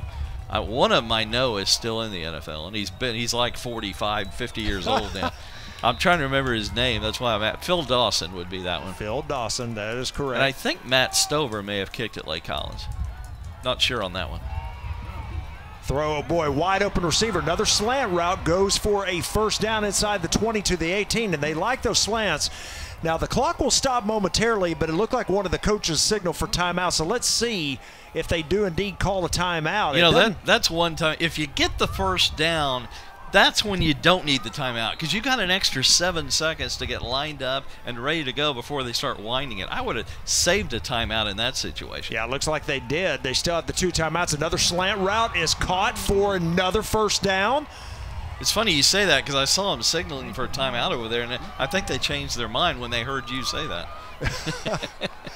Well, the clock stopped momentarily again, but we are running now inside of 20 seconds. It's 1st and goal for the Wildcats at the 8. Quarterback going to keep it. They're going to have to use one here because he goes nowhere. Yeah, they just took it. We're down to 10. And again, a field goal coming. Remember, you're only down by 14 now, so a field goal would not be a bad result on this possession. You want to get something. Boy, Sachse shuts them out on this possession. The momentum going to the half would be huge. Mustangs thought they had a fumble here. Boy, I think they did. I think they did too. There's your Lake Highlands timeout. But yeah, I think they did have and Red's out there to the numbers, maybe shouting something out there, but as you can see, Red Baron's at the bottom of your screen down here at the 25. Yeah, the one thing we can't pick up here is if there was a whistle there, you know, before the ball came out, but it certainly came out before he was on the ground. They did kind of drive him back a little bit to his back, so maybe there was, and you cannot do anything about a whistle. A whistle kills the play, and there's no argument. Well, they're going to argue, but, I mean, you can't do anything about it when that whistle blows. Yep, you're exactly right. So, get a timeout call. We've got 10 seconds remaining. They have not taken the timeout off the board yet, but obviously Lake Highlands did call it. There they go. Now it is. So 1 timeout apiece. So we've got 10 seconds remaining. You've got, with that 1 timeout, you can throw the ball here. Or let me give you another idea. If you feel like 3 points are important, the ball is on the left hash. That's not a really good angle. I would run it toward the middle of the field. Then if you're stopped, take your final timeout and send the field goal unit on. That's if you're going to be happy with a field goal attempt. If you're not, yeah, you've got a chance for 2 shots anywhere you want to with 1 timeout left at this point. That's exactly right. Yeah, and I think if you're Lake Highlands, you've got to think touchdowns at this point, just because you know, your defense has already given up 35. So yeah, you're not down by just 14. You're down by 14 consecutive points. Because Sachse may just go the other way in the second half. So here we go, 2nd and goal at the 9, and here comes the throw towards the end zone. That ball's picked off. Was his knee down? I don't believe so. No. This one may go the distance.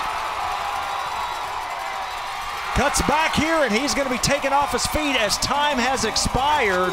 So an interception in the end zone, and that is not what you want to have happen if you're the Wildcats. There's your momentum for Sachse going to the locker room. There's your defensive stop. Yeah, and just look at one sideline and then look at the other group of players. You can just see the momentum building here. Yeah, his knee was down there too. So was it? Yeah, that return should not have happened, but again, it's a moot point. Yeah, it's very mute now. Micah Buchanan, by the way, with the interception. Boy, a nice return there, and again, a big defensive play there for the Mustangs going into halftime. Yeah, he kind of slowed down looking for a block downfield, and then the pursuit caught up with him. I thought he had a chance there. So a great first half here at Williams Stadium. We have now arrived at halftime with our halftime score. The Sachse Mustangs 35, the Lake Highlands Wildcats 21. We'll be back in just a moment for the start of the 3rd quarter on GRS TV.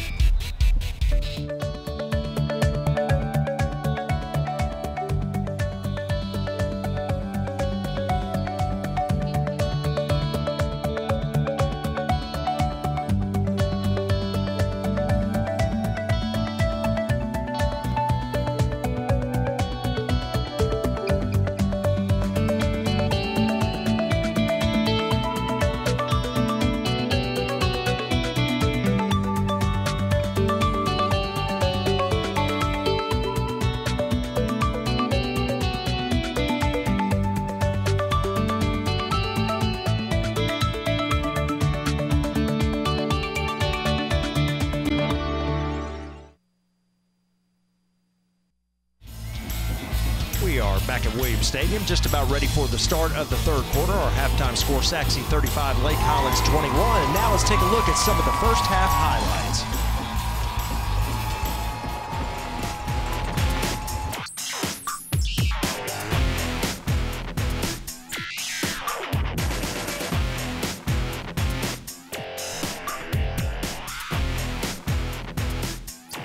Here's Lake Highlands' first drive of the game. Of course, the quarterback keeper for the touchdown, and the Wildcats on top early 7-0. And then Christian Cole with the run up the middle for the touchdown. That got us even at 7. Then another Christian Cole long 67-yard touchdown run. Boy, not even touched on the play, and that got Sachse really rolling there as they took the lead for the first time in the game. Jalen Maiden calls his own number up the middle as well. 21-7 Sachse at that point.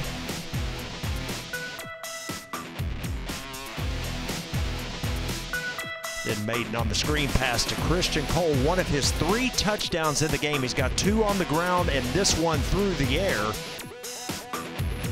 At that point, it was 28-7 Sachse. Things looking good, and I'll tell you what, then the Lake Highlands Wildcats really kind of got back into this game. Here's the quarterback keeper for the touchdown, his second of the night.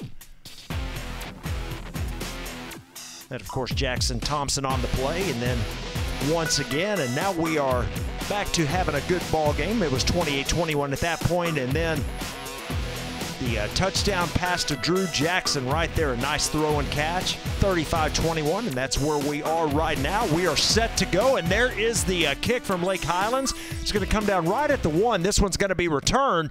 They're coming to the right side, and boy, he breaks one tackle. Guess what? Another good return here for the Mustangs. Number 38 on the return, and once again, the Mustangs going to start right at about midfield. So Torrey Washington, another good kickoff return, and just like that, the Mustangs will start here on offense close to midfield. Some of your first half stats in the game. The Lake Highlands Wildcats, 15 first downs in that first half. Sachse with only 11, but the total yardage a little bit different. 315 for the Mustangs, 248 for Lake Highlands. First and 10 here, Jalen Maiden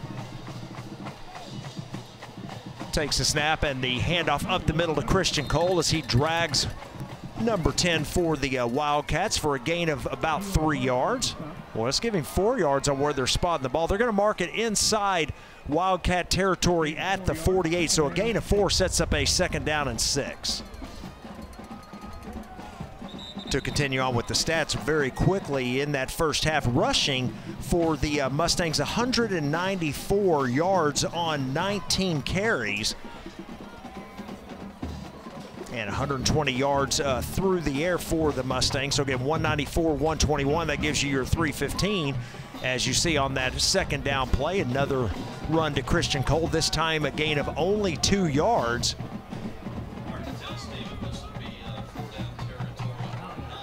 Possession at the 46 of Lake Highlands. You just get the first down here, you don't have to worry about it. But you might, you're into the wind, and a punt would be tough wherever you are. Fake the handoff. Here comes some pressure. Maiden's rolling out, trying to get out of it. He's just going to throw it away. That's a smart play by the senior quarterback. It is 4th down and about 4, and it's going to be interesting to see what Coach Behrens elects to do here. Personally, I would kick it here, but we'll see what he decides. Let me give you a kind of a weird reason why I wouldn't. It's going to be hard to even get it to the coffin corner because distance is tough to get into this wind. And although it's let up just a little bit at this point, you almost like a golfer, you want to kind of wait until you get the best wind situation you can before you punt it away. But they're going for it. I kind of like this decision. Yeah, so the reason I do it is because if you don't make it here, Lake Highlands gets the ball, and they are going to get it. Look where they're going to have it, at the 44-yard line. So they give them great field position, and now they have the momentum. I think that was a poor decision by Christian Cole. He hit a hole, and he's staring right at a defender as he went through the hole. If he had cut, if you can see this on the replay, if he had cut it out to his right before he got to that tackler, he had a lot of open space over to his right and would have easily gotten the first down. I just don't think the vision was there on that run. Yeah, credit the Lake Highlands defense there to hold the Mustangs without a first down. So the turnover on downs, and they will take over. Of course, they almost cut it to 35-28 there at the end of the first half, and they do have the win here to start the third. And that pass is completed out to midfield. That's a gain of 6 yards. You know, how many times have we said big possession for Lake Highlands if they're going to hang in this game? They've just done a great job of just hanging in this game to where we have to keep talking about whether they can hang in there and hang in there with one possession. They just will not go quietly. Boy, I'd love to see the replay on this. We got all kinds of people on the turf on one pretty simple play here. I have a feeling we had a pretty big collision over there. Here it is. Yeah, 2 Sachse defenders down on the play, and we will see it right here. 2 defenders, and, you know, just, boy, it didn't look like a whole lot happened there. I was expecting a violent collision and just kind of a simple tackle there. No collision that I could see. And those are key players there. Number 20, that's a starting DB who's had a good year. Chris Washington still sitting down there. Yeah, the other man down was number 23, Isaiah Humphreys. Now, he has since gotten on his feet, which is a good sign for the Mustangs. But, yeah, you're exactly right. Number 20, Washington, is the other young man. He's up now. And a serious limp, though. Let's see if they'll let him walk it off. If they let him come off and walk under his own power, that means he's just going to kind of walk off some kind of a pull. And so far, I think he just, you know, has a simple little twist or a cramp, and hopefully he can walk it out. Of course, both those players will have to come off the field for at least one play. Boy, Humphreys, yeah, there it is. Well, 99, yeah, hit his ankle, Washington's ankle. Number 99, Tyler Lacey. Kind of all that weight on Lacey kind of went down on Washington's leg. But letting him come off under his own power, that is a great sign that he can probably walk this off. Yeah, absolutely. I didn't mean to cut you out there, Scott. It looked like it may have been a helmet-to-helmet. That may have been why Humphreys had to come off.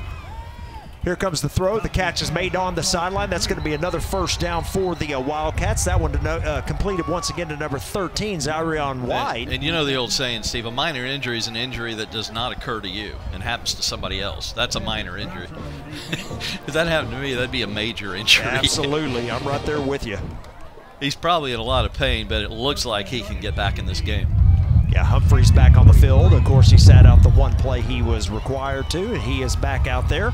Going to run the option look, then they pull up. There is a throw towards the end zone, and he's going to overthrow his intended receiver. Once again, that was White, who he was looking for, but that wind is tricky. Well, here's the difference. If you put the ball up in the jet stream, like we've seen 2 or 3 times with Lake Highlands with the wind's just going to carry it like a plane. You get a roughing the passer here. 15-yard penalty, automatic first down. The wind is just taking those high passes and carrying it like an airplane. You notice when they throw the low passes like over the middle, the wind seems to have no effect on it at all. In other words, like a punt, keep the ball down, don't get it up in the jet stream. Those long passes are not working tonight for that reason. You're exactly right, and that was a roughing the passer, so they got bailed out just a bit. Yeah, it's a fresh set of downs, and this key possession continues. Can Lake Highlands still hang in there? We keep saying that. So the ball's marked at the 28. And the handoff, boy, big hole here for number 11. Trying to cut outside, and he's going to be dropped at around the 13, but a nice run that time by Quentin Freeman. And Scott, the reason I mentioned the 28 is I don't believe they were at the 43, so it almost appears they gave him more than 15 yards, which is odd. But anyhow, I see your point. I didn't see it, so I can't argue or agree with you. And when I can't argue with you, then I really didn't see it. There's a handoff this time once again, trying to go to the right side, and not as much doing this time, a gain of only about 3. Boy, when have you seen plays tonight where 99 Tyler Lacey was not a part of it? He is having a monster night at that defensive end. Gain of 4 yards, second down. Yes, he is. And indeed. a lot of times he's pursuing behind the play and making the tackle. In other words, he's very mobile as a defensive end. Very quickly, I'd mentioned 248 yards in the first half for Lake Highlands. That was 87 on the ground and 161 through the air for the total of 248. Here we go, a slant route, boy, and that receiver was not looking. That is a dangerous, dangerous throw. It does fall incomplete. but he was once again looking for number 13, White. They had the right play call at the right time. Sachse sent the house right between the tackles. So what's the perfect play? A quick two-step drop and get rid of it quickly, and they almost scored off of it. Perfect call at the right time by the offensive coordinator. Boy, here's a big play right here. It's 3rd down and about 7. And again, we've talked about it. You know, if they don't convert here, is this 4-down territory? Yeah. Do you kick the field goal here? In other words, is this a 4-point play? Exactly. Field goal or touchdown, or are they going for it anyway? Well, here we go. They're going to roll to the left, looking to throw it. The throw's there. The touchdown is made by the Wildcats. And they have cut the lead to 8 with the extra point to come. And I'll tell you what, at this point, Scott, how big was the interception at the end of the first half? Absolutely. And watch this. That is not an easy pass by a right-handed quarterback going to his left. And he was right on target. You notice how he took the second to square his body up. The mechanics were the key to the whole pass. And then again, he has the arm to overcome any angles that he has to make. Please reset the clock to 8:55. They're going to add 7 seconds to the clock, so we will be back at 8:55. As you heard, 35-27, the extra point attempt coming up here by the Wildcats. And this is a fairly important extra point, down by 8. Absolutely. The kick is up. That kick is right through the middle. So we've got a ball game once again as you take a look at the kicker running off the field, or pardon me, the receiver that had just made the reception. That is number 17, Jonathan Barrows, and just like that, our new score, the Sachse Mustangs 35, the Lake Highlands Wildcats 28.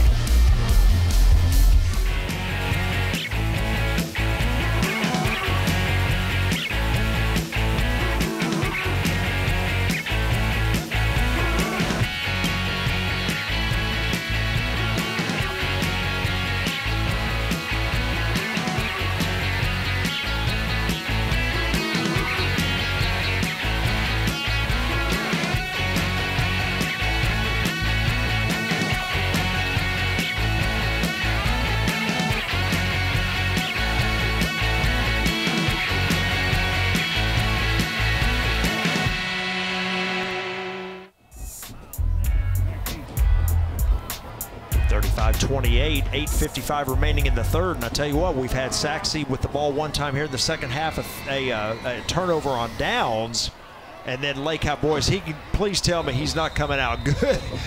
You see another effect of the wind. The wind is really an intriguing factor in this game tonight. It's changed the game quite a bit.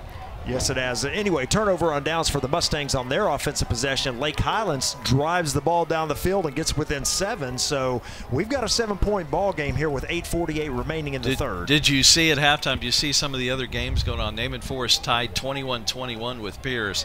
Unfortunately, Rowlett's getting beaten pretty good by Coppell, and Lakeview Centennial's getting beaten pretty good by Jesuit, but Naaman Forest has a really good chance of winning tonight.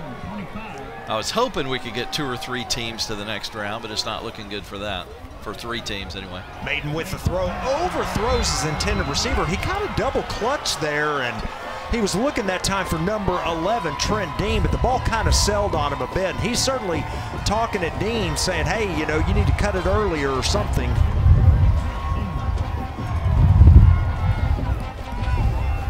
See if we can pick it up here. Watch him kind of double clutch here. Yeah, and not a good time to double clutch with a defender bearing down on him right straight up the middle of the backfield. Second down and 10. They're going to send a man in motion. They're going to hand off on the jet sweep coming around. That is number 9, Drew Jackson. A lot of speed, and he gets through the initial push there, and he's going to pick up a first down, a gain of about 13. Tough play, though, to run the jet sweep to the shortish side of the field here. You see how the ball's almost on the right, kind of toward the right hash, and you just, you know, the sideline becomes an extra defender there. Those backs leading the way did the best they could, but there's not a lot of running room to that short side. Here it comes again. This time they fake it, hand it off to Christian Cole up the middle.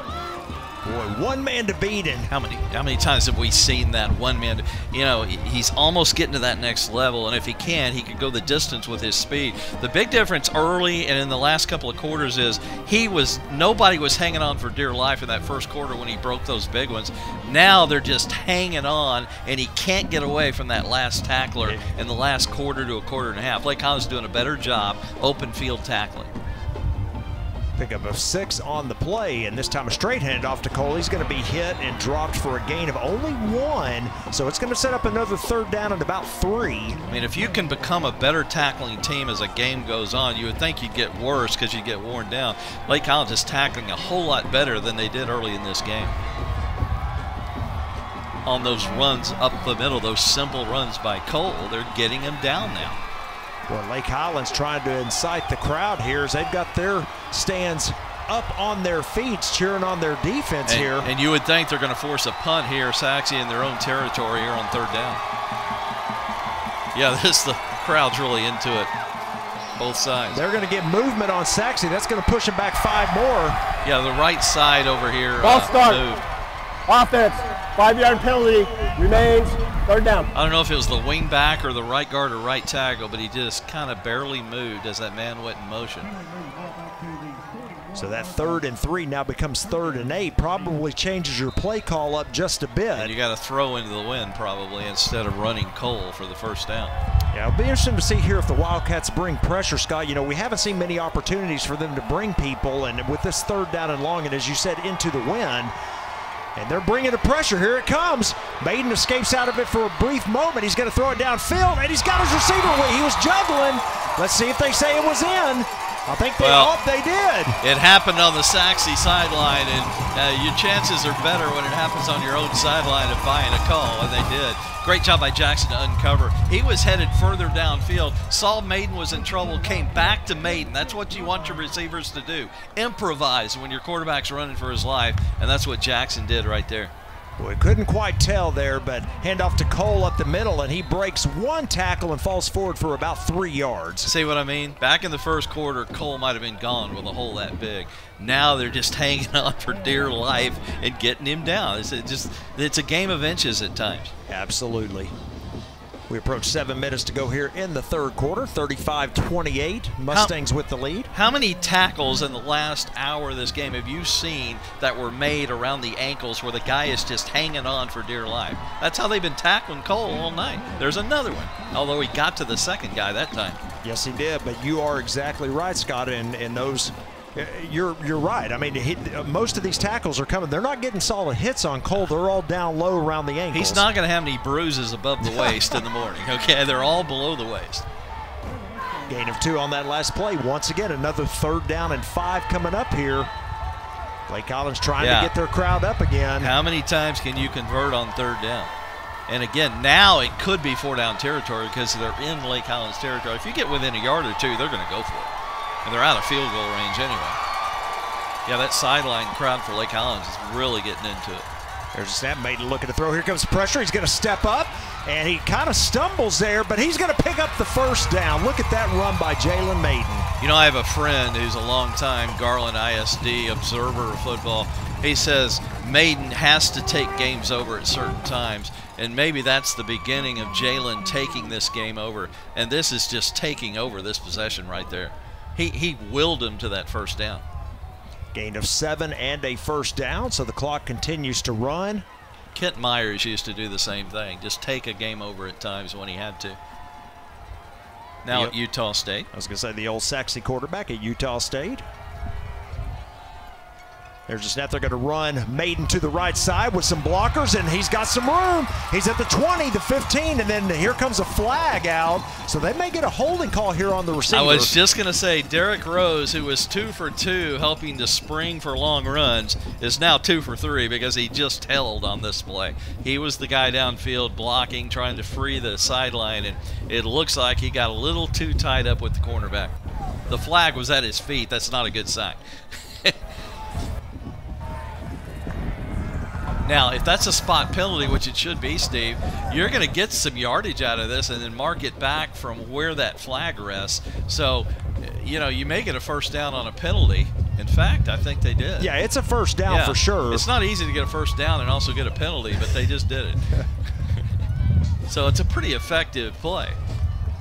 Ball marked at the 23, but it is indeed 1st and 10 for the Mustangs. And I'll tell you what, this is a good drive, Scott, because it's taking time off the clock. And again, they get the win here in the 4th quarter. There should be an interference call here. Well, let's see. Was it catchable also would be another question. But, you know, Steve, you just took the words right out of my mouth. They're doing this into the wind. And Lake Highlands will be into the wind, which they've struggled with in the first half. Coming up. Yeah, watch his throw here. It looks like the receiver's trying to come back for the ball. Looks like they may have both been using their hands a little bit, but I kind of caught the tail end of that. Yeah, no call there on the play, 2nd down and 10. And they're not going to change it, so. Yeah, not at this point. Jackson comes in motion. There's a snap. The handoff to Christian Cole up the middle. Another ankle tackle right at the 20. Yeah, guess where the tackle was made. Of course, his body lean is so good. He's always going forward and has that head down a little bit. I mean, there's not a lot of places you can hit him outside of the legs. Yeah, he's got a low center of gravity. Very good runner. And another big 3rd down coming up here. Now the Mustangs going to take as much time off the clock. Again, they want that 3rd quarter clock going because they will get the wind in the 4th quarter. Jackson comes in motion. They hand off to him once again. He hurdles one man, and he's going to pick up the 1st down and more. He may go. Let's see what the call is here. Nothing yet. There it is. Touchdown Mustangs. Well, he knocked the pylon down, so that gives him a great chance of getting the call to begin with. It's whether he stepped out before the pylon, and obviously he didn't. Although our wonderful crew here at GRS TV are going to help us to see if this is a touchdown. Here it comes. Look at Trent Dean with a block. I love the way these receivers block. Yeah, he touchdown. Did. Absolutely. The foot kicked it. Yeah, Dean with a clear. These guys, these receivers ought to be offensive linemen at times. Extra point is up, and it is good. So once again, after the Wildcats cut it to 7, the Mustangs extend it back to 14. Our new score with 4:46. The Sachse Mustangs 42, the Lake Highlands Wildcats 28. We'll be back after these messages on GRS TV.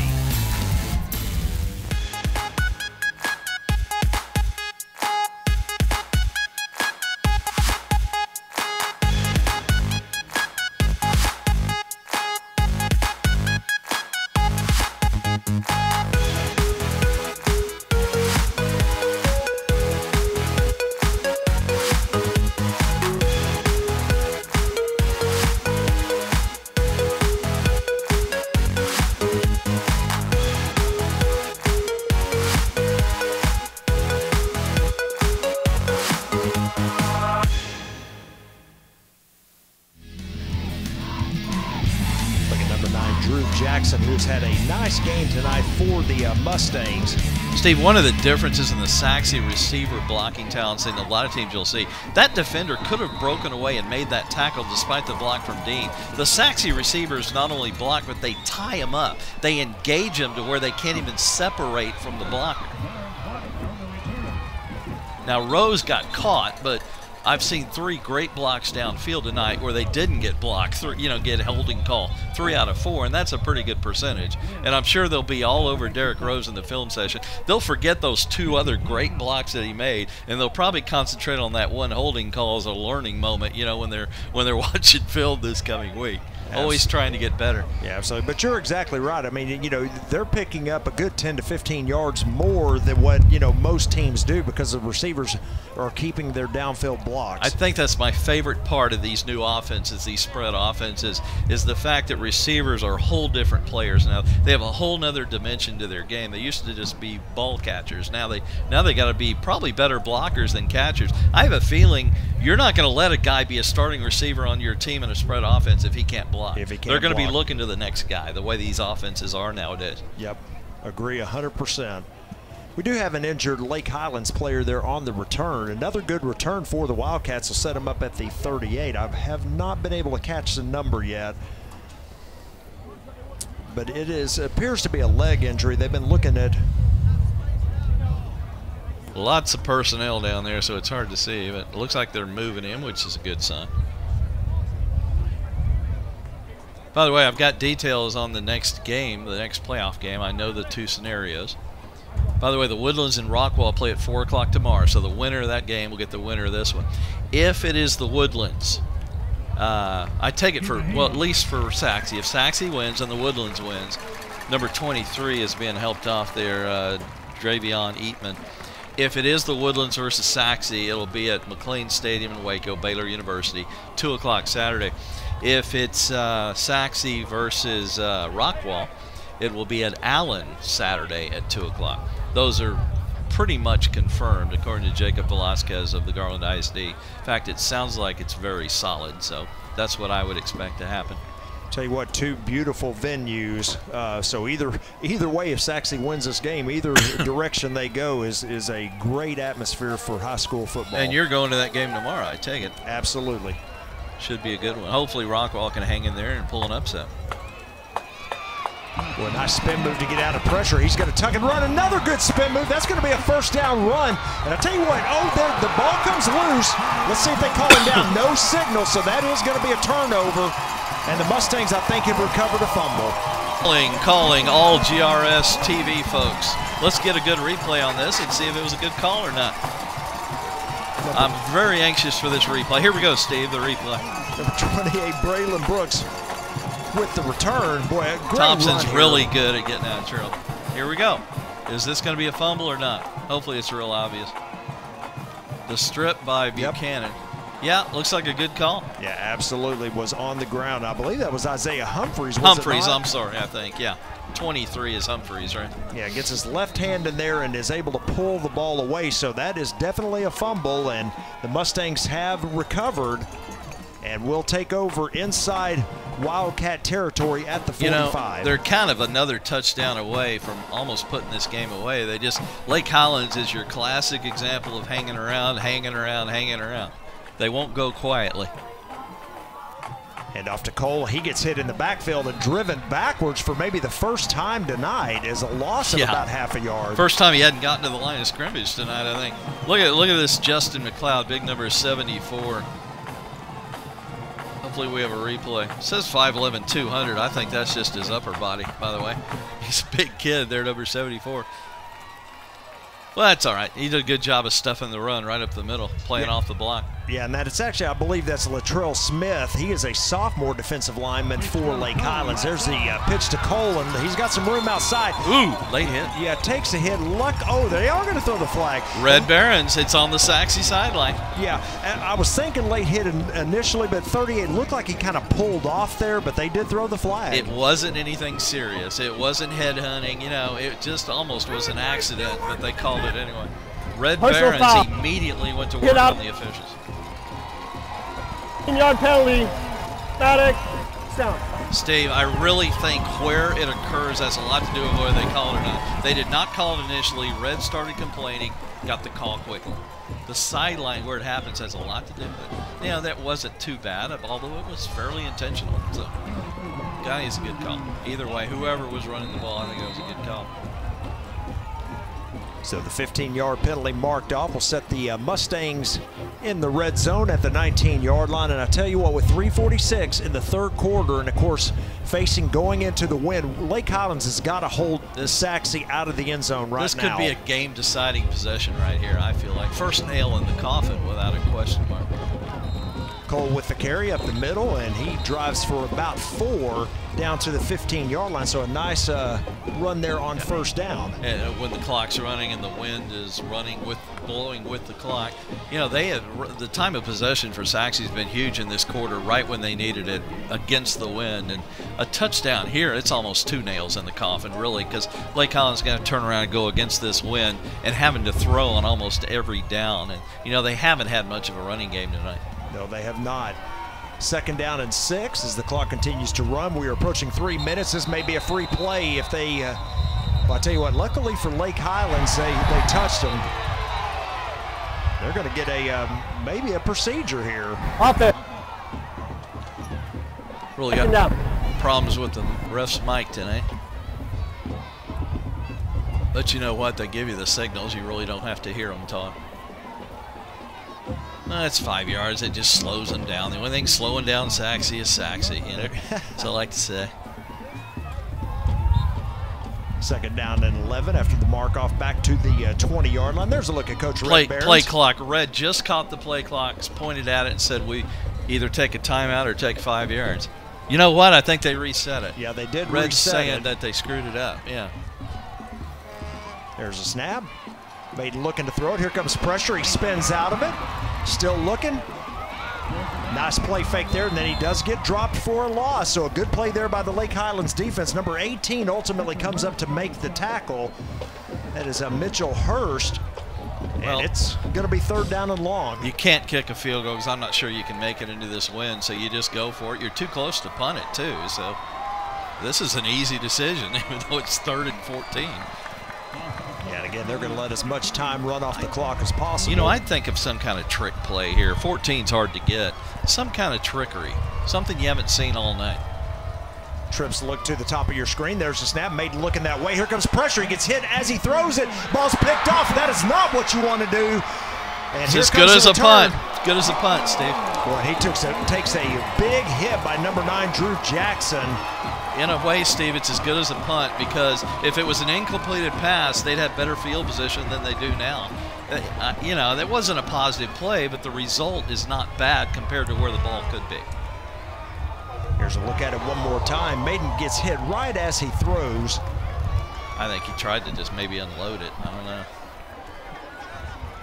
But they saved some field position by tackling him back there. Boy, yes. he got popped in the mouth. Yes, he did. And I believe, Scott, if I'm not mistaken, I believe that was Maiden's first interception of all the year. Season. I bet he hadn't had 7 in his career in 3 years, you know. There's a snap and the handoff to number 11, trying to get outside. And boy, nice run out there, out to the 20-yard line. That's a gain of about 7. Little surprising call. They got 1:45 and the wind before they turn around against the wind. You think they would have thrown the ball there as often as they can here before they lose the wind. Yeah, I'm right there with you. I'd put it in the air as well. I think Sachse was surprised. That's why he got 8 yards. Minute and a half remaining here in the 3rd. There's a snap, another handoff, and a 1st down run.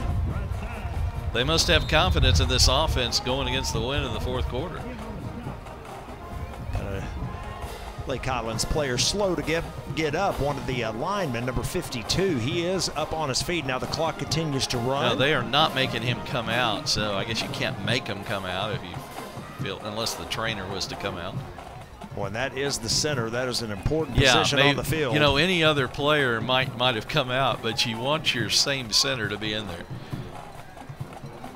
See if they attack in the middle of the field now with him being a little bit injured. Here comes the throw. It is high and above the reach of number 17 that time. There was contact down there, Steve, but it was so overthrown, totally uncatchable. I think they would have changed the call even if they had made the call. Again, having trouble throwing with the wind. That ball, you get it up high, and it's just going to take off like a plane, a paper plane. Be selling for quite a while with this win. 2nd down and 10. We are inside of a minute to go here in the 3rd. Again, Lake Highlands with the wind at their back. There's the throw and an incomplete pass. Boy, I tell you what, a pretty good throw that time, but unable to hold on was Fulcher. Let's see if it was a bad pass or if it just hit Fulcher's hands. It was such a short pass, it'd be hard to throw a bad pass. In other words, I could have thrown this ball, I think. Oh, yeah, it looked like it hit him right in the hands. Wasn't going to go for anything anyway. Yeah, and you really think they need to get Fulcher active here. We haven't called his name at all in the 3rd quarter, and he really needs to get going here on offense for Lake Highlands. 3rd down, big play. A roll out to his left. Quarterback looking. He throws it out to Fulcher right through his hands. It's going to be 4th down. Had 2 receivers further downfield, and both of them were single covered and covered up well. That was just a 3rd option dump off. There's no way that play would have gone for anything. I just think he was trying to squeeze whatever yardage he could out of this. Yeah, and again, a difficult throw, as you pointed out earlier. You know, rolling to his left, a right-handed quarterback, that's a hard throw to make. And as you said, he just went to the check down. Passes incomplete, 4th down. They're going to have to punt it away here. Look at the bright side. At least they're punting with the wind if you're Lake Highlands. Low snap. No pressure by the Mustangs. The kick is away. It's a good one. It's going to send Sanders back. Oh, it goes right through his hands. Here we go. They're going to push Sanders out of the way. The ball's loose. That's a touchdown for Lake Highlands. If he touched it, and I think they're saying he touched it. Yeah, he definitely touched it. Are we sure about that? Well, I see a signal for touchdown, so actually well, I think they're going to. Yeah. Did he really touch it? Yeah. They're going to mark him down at the 1, I believe. But it looks like, unless they confer and all talk about the officials, it looks like the call is that he touched it. You know, it could have just gone right through his arms. I'm hoping we're going to get a replay on this. Yeah, that's one of those things that, you know, what Sanders should have done. See how they're talking about it, Steve? Sorry absolutely. They are saying, did you see him touch it? Did you see him touch it? They're conferring on it, and that's the key to the whole play. Yeah, that's one of those things. If Sanders just stands there, even if he touches it and acts like he didn't touch it, but, you know, by virtue of him going and running after the ball, the refs almost think, oh, well, he definitely touched it, you know. He didn't sell it very well. Exactly. That's exactly right. Well, they're still talking. I bet you that's what they're talking about. You want to make sure you get the call right. And here we go again. We can see it right here. Well, it's going to be hard to tell, I get the feeling. Yeah, it'd be hard to say he didn't touch it.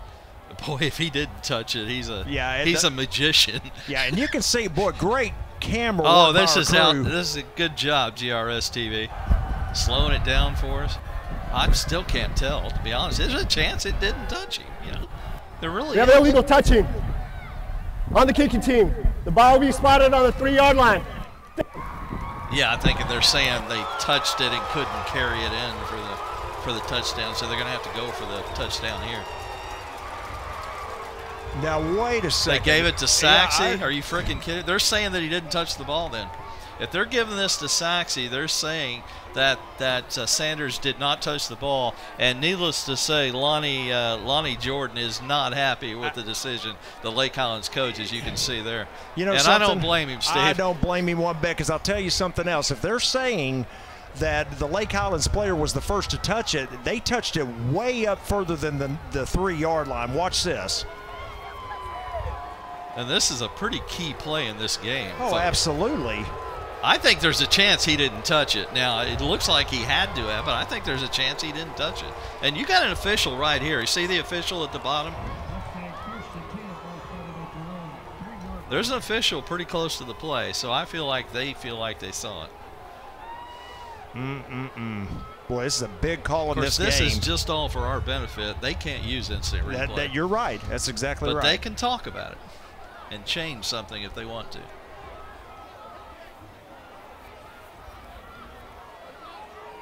But the resulting end of this, I don't really understand how they came up with this. But I do not either. Sachse's not going to argue it.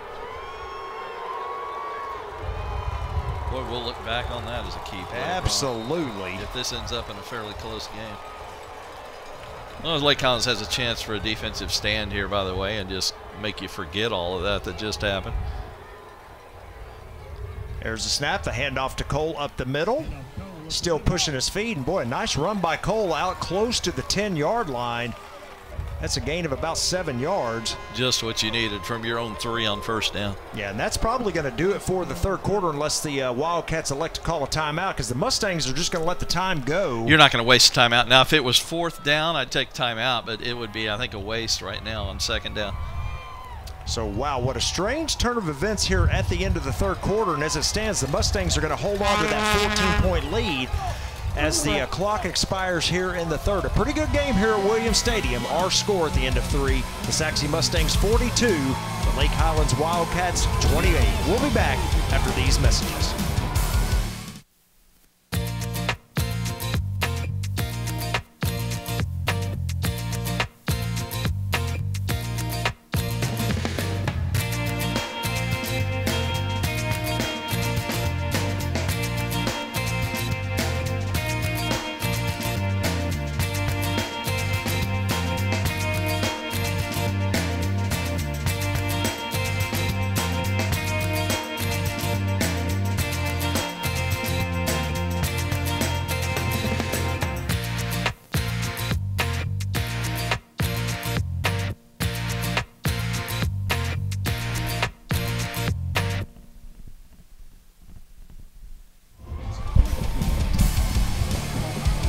Back for the start of the fourth quarter.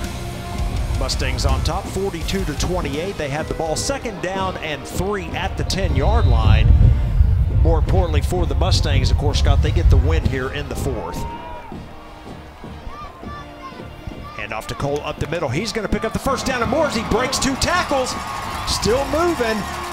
Avoids another tackler and then finally tripped up at around the 38-yard line. Back to the first quarter, Steve. This time I think they had another shot at him and just could not get him down at the ankles. He gets to that 2nd level like he did early in the game. See there, they got a hit on him and bounced off. Boy, good running by Christian Cole. They either grab him near the line or they don't, because he gets to that second level and he could be gone at times. The end of 3 quarters, Sachse with 432 total yards, Lake Highlands with 325. As you see the jet sweep again, here goes Drew Jackson. And a penalty flag comes out late. And about 5-7 yards away up the field a little bit from the side judge. This will be an interesting call to see what he saw. Might have been a face mask. He kind of went down funny when he was grabbed. Holding. On the penalized 10 yards for the run. Well, unfortunately, it had to be one of those receivers blocking downfield, who I've been bragging on all night. They got caught for a second time holding. Maybe we'll see it here. Christian's leading the way around the corner. Right here, maybe Trent Dean or Miles Nash, one of the two that got the hold. Tell you, we came in there late, but I certainly didn't see a whole lot. No, but they engage them so well that they always look like they're holding, whether they are or not. They're so good at it, they look too good at it at times. You know what I'm saying? Absolutely. So after the penalty yardage marked off, it sets up a 1st down and 6, and the handoff to Cole up the middle. He's going to gain about 3. Again, a favorable situation. You get a holding call and you still have a 1st and 6. I mean, they haven't been behind the chains much, and that's a big difference in this game. How many times has Lake Highlands been way behind the chains, and how many times has Sachse been behind the chains? Sachse's had a lot of 2nd and 5s and 3rd and 6s, and Lake Highlands has had a lot of 2nd and 15s, 3rd and 15s. Exactly. 2nd down and 3 coming up here for the Mustangs. Just underway here in the 4th quarter. By-district round of the playoffs. Handoff to Cole once again, and he's going to be close to the 1st down. I think he's about half a yard shy where they're marking him. And a Wildcat player loses a helmet. He's going to have to come off for a play. Cole is indeed short. Bobby and I have had these discussions through the years. You a fan of that helmet off, go out for a play or not? I'm not a big fan of it. You're on my side. Unless he looks like he's shaken up, you know. Well, sure. What if it's your quarterback, though, in a key situation? That would not be good. Yeah, Maiden with the quarterback keeper. I think the second effort's going to get him the 1st down. It looked like at first they initially had stopped him there, Scott, but I think the second effort got him through. Well, one of the things he does that quarterbacks do nowadays, he doesn't just take the snap and go right over his center like the sneak. He steps a step back and then goes over the left guard and finds the little crease before he takes off. In other words, it's a patient quarterback sneak. Absolutely. He's got a good offensive line in front of him with which to do that. In the old days, they just go up there and just follow their center, you know, whether it's available or not. Yep. 1st and 10, the handoff to Cole. Stumbles a bit, and that allows him to not get those feet going. He picks up about 3 yards across midfield. This is something Sachse could not do in past years. Just have a 14-point lead and just ride your fullback all the way down the field. That's the difference, and one of the differences in this team in the past years, and one of the reasons people think they've got a chance to go further, the furthest they've ever been in the playoffs this year. We'll find out next week if they play the Woodlands. That's right. The Mustangs, of course, have never made it past the 2nd round, and that's where they will be again next week if they hold on. Christian Cole to the right side. And he is drugged down from behind by number 38 of the Wildcats. Perhaps a touchdown-saving tackle, that time by Brandon Anderson. Said it all night. If the hole's big enough and they can't grab him down low, he gets to that 2nd level and there's nothing home.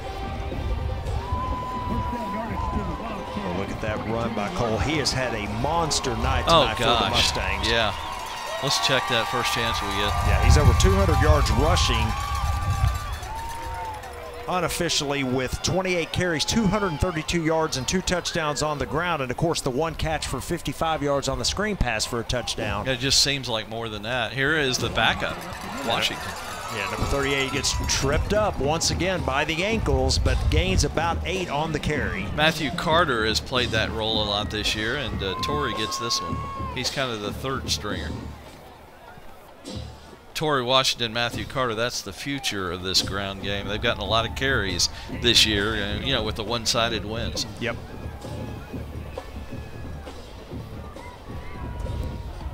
Second down and 2 after the 8-yard gain. There's the snap, the fake handoff to Jackson coming across, and the handoff once again to Washington. He should have enough for the first down. I think this is the game-deciding drive as long as they don't turn it over. Of course, right now they don't even have to score. That clock continuing to run is what's winning this game right now. Absolutely.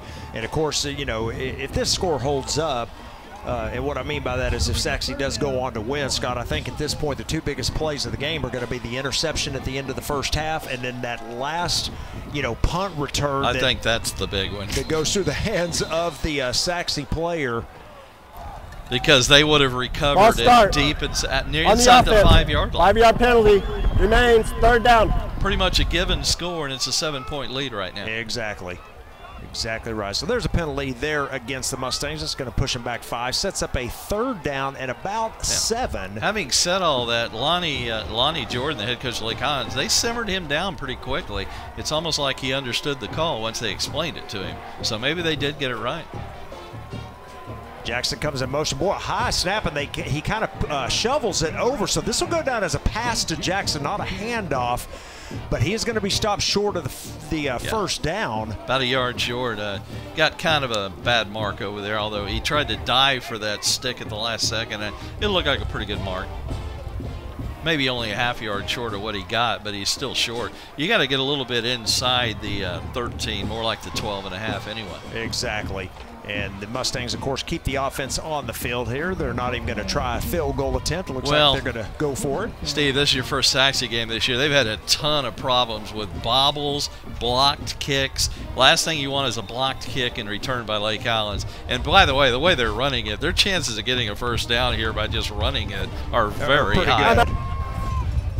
But you know what, before we maybe go to break, I wouldn't be surprised if they faked it into the line and then threw to an open receiver in the end zone and just put that final nail in the coffin right here. Because even if you don't complete that, Lake Highlands is going to start at their own 14-yard line, into the wind, down by 14 points. So maybe take a chance just to put this game away and put it on ice right now. Right. Now, the other train of thought here, too, Scott, is that, you know, you were talking about the kicking game and certainly the problems that they've had. This may be also with a 14-point lead give you an opportunity in a playoff situation to try to kick a field goal because you may need it down the road at some point. You don't. Remember, if you return a blocked field goal, that's 7 points. You don't want to give Lake Highlands any opportunity. They've hung in there all night. You don't want to give them an opportunity to get back in this game. That would be a 7-point game and a whole different situation here. And again, I've watched it several weeks. They can really be bad in those formations. They've had a bad year in field goal and extra point formations. Christian Cole back on the field here for this 4th down and 2. No, that you don't give them any opportunity to have a chance. Maiden under center. Cheating up here. There's a snap. They're going to pitch it out to Cole. He's got no one outside. And he's going to stroll into the end zone for a touchdown. His 4th of the night, and that should probably do it here for the game. I love the play call. They loaded. You see all those white shirts cheating between the tackles. They had like a 6-7 man rush, as we'll probably see on the replay, and Sachse had the perfect call. I know that's easy to say. What if they had dropped him for a loss? I'd probably be complaining that they didn't go with the simple handoff that got him all the way downfield. But, yeah, you could just tell by what Lake Highlands did that was the play to run. Right. And it worked to perfection. The Mustangs extend the lead. Will make it 21. If it is good, it is indeed good. Aren't you glad they didn't go for the field goal? So a look at Christian Cole, who's had a monster night. 3 touchdowns on the ground, 1 through the air, 4 for the game. Our new score, Sachse 49, Lake Highlands 28. We'll be back after these messages on the GRS TV.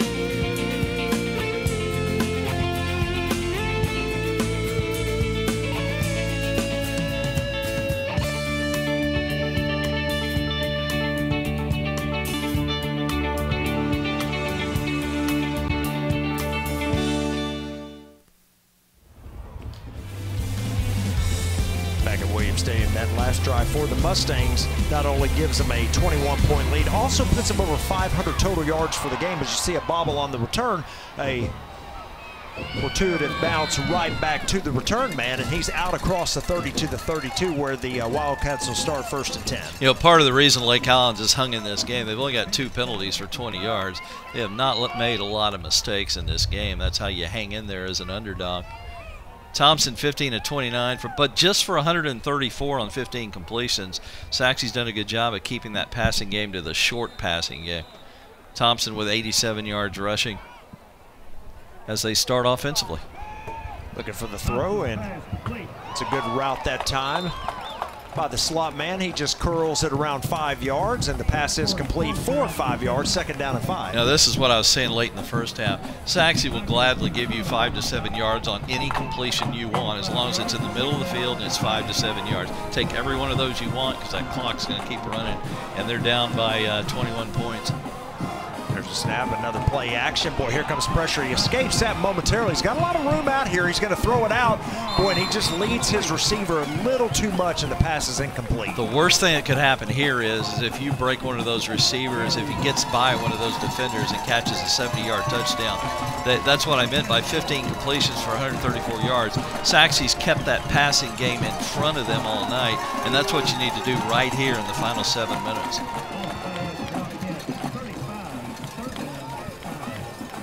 3rd down and 5 now for the Wildcats. They've got to get to the 41 to pick up a 1st down.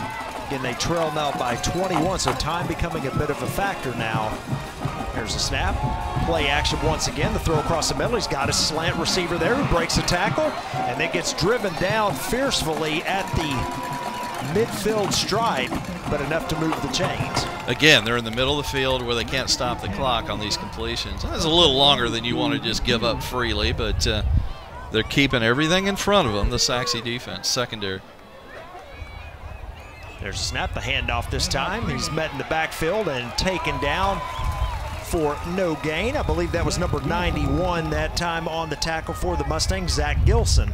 That's a run just to kind of keep the pressure off of you. That might keep Sachse from blitzing if you mix in a run every once in a while. One thing Lake Highlands has done a decent job of, that quarterback hadn't been sacked much. Now, sometimes it's because he's a great scrambler, but, you know, they hadn't lost a ton of yardage except on 2 fumbles. Remember the 2 bad snaps where he had to go back and fall on. Here comes pressure, and just as you said that, he's going to go down for the first time tonight. Well, I jinxed that in a good way, I guess. And that looked like just, what, a 4-man blitz, a 4-man rush? I didn't see much blitzing. Yeah, no blitz on the play. That was your 2 defensive ends coming in. Josh Stafford and Zach Gilson. It is Gibson, I'm told. That's a misprint. I called him Gilson several times too, Steve. And I'm told that is a misprint. They just never got it corrected. Well, a loss of about 8 on the play. It's going to set up 3rd down and 18. Another behind the chains possession for Lake Highlands. Yeah, screen pass coming up this time. The Mustangs not fooled. They saw that enough in the first half. They were probably ready for it that time. Number 6 in on the tackle, Cedric Johnson. Now it's 4th down. Lake Highlands, what do you do? I don't know. This team just will not go deep. It's obviously not in their game plan to go deep. Everything's 15 yards and shorter than that. And, well, you got to go for it. Although it looks like they may punt. I don't know why you're not going for it. I mean, it's not like you're at your 5, you're at your 40 here. Right. I'd go for this, but because you're not going to be able to punt it very far anyway. Right. Going into the wind, and of course, the Mustangs not going to send anybody back to return it. They're not going to pressure either. You got to go for this. I don't really get this at your own 40. And again, if it's the 10, I punt it. Rugby style punt. And those are effective. Look at that. Yeah, it's going to be a good punt. Takes a Wildcat roll inside the 20. In the wind, the ugliest punt is the most effective punt. I mean, that was as ugly as it gets, and that might be the best punt of the night. I'd sign that kid up as a rugby player after watching that. Yeah, absolutely. I agree 100%. So the Mustang offense back on the field, just looking to ice some clock now at this point with a 21-point lead. Gosh, I wonder what will be the number of the running back now for Sachse. Oh, it's number 5. What a shock. You think it's going to be a steady diet of Christian here? Yeah, I believe that's what we're going to see is the workhorse back for the Mustangs, going to have a few more carries. He's already at 30 in the game. But, you know, I like mixing in Washington and maybe Carter, those fresh, quick legs every once, so maybe every fourth play or so. Absolutely. So we say that, they throw on first down. Yeah, but it is too cold. That was just a quick release by the running back out of the backfield. So. Almost like a running play in a way. Absolutely. Keeps the clock going. It works just as a running play. And, yeah, just don't get out of bounds. Lake Highlands does have 3 timeouts. Yeah, certainly don't appear in any hurry to use them. And Sachse's about 4 minutes away from advancing to the area round of the playoffs. As you've mentioned, Scott, it will be a matchup with either the Woodlands or Rockwall. If it's the Woodlands, McLean Stadium on the Baylor campus, Saturday at 2. If it's Rockwall, Allen High School, Saturday at 2. Christian Cole with the handoff this time. He's going to gain about 3 more. So third down. Now Lake Highlands goes ahead and uses their first time out here of the half. The school district has the weekend off for Thanksgiving, so we will not have that game on television, but maybe after that we'll have another one somewhere, but we'll have to wait and see on that. But Delbert and all the crew, we got to let them have a good Thanksgiving, don't we? Absolutely. Our GRS TV crew does an outstanding job week in and week out. We certainly do appreciate their work. If this is the final game, thank you guys for all your guys and gals, I might add, for all your great work. This is game number 280, we were just told. It seems like this year, but no, I think it's spread out over a few years. Yeah, it's a lot of football over the years. Have you done all, until this year, have you done a lot of those 280? I've done them all until this year. Are you serious? Yes, sir. Wow. They don't call me the Iron Man of GRS TV for nothing. Well, considering your competition, Delbert would be number 2, right? Well, now Delbert's number 1. He is the man. Delbert has never missed a game, our fearless leader. But a shout out to everyone else on the GRS crew. A great group of folks to work with over the years and just do outstanding work week in and week out. You know, you never know. We might even have a home game later on if they were to flip, one of our teams were to flip for home and home. That's always a possibility. Not a strong one, but a possibility. Christian Cole there with the pitch, and he does pick up the first down. About the only bad thing he does is go out of bounds. But, hey, with a 21-point lead in the game that he's had, you can afford to let him make that mistake. Yeah, and I mean, if you want to try and avoid that more, I would go to the wide side and not the short side like on this play. Look how close it is to that far sideline. I would run left if you want to help to stay in bounds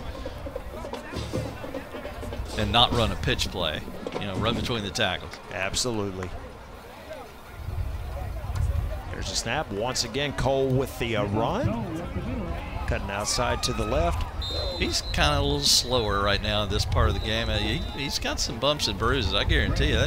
He has taken a pounding. You run it as much as he has tonight. Time out. He may be in some ice water after the game, you know. I'll bet you he's taken quite a pounding tonight. Yes, he's also delivered some blows.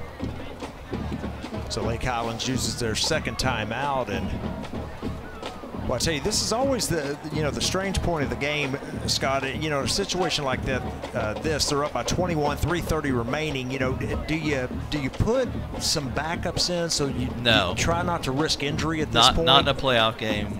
You don't want to risk a fumble by putting a new center in or a new quarterback. No, and to answer your question, I say totally no. Again, you're trying to get by and you're trying to finish this game. And you're in your own territory right now, too, is another reason I wouldn't do it. If you turn it over down here, it's much worse. So 3:30 remaining, 49-28 Mustangs. Just as I say that, Torrey Washington's checked in place of Cole at the running back. Yeah, the way Cole's worked tonight, I mean, you'd hate to see him get hurt here at the end of the game. But you'd leave Maiden in there. Yeah, you just don't run. I wouldn't run Maiden anytime soon.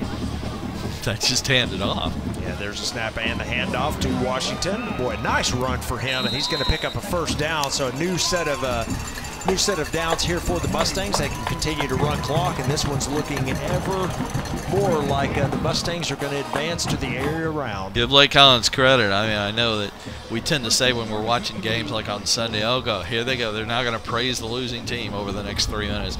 No, Lake Highlands, I'm not just praising them to praise them. Lake Highlands, classic example of an underdog hanging in there, and they just would not go quietly. Sachse's had a chance to put this game away on several occasions, and Lake Highlands would go right back down the field and hang in there.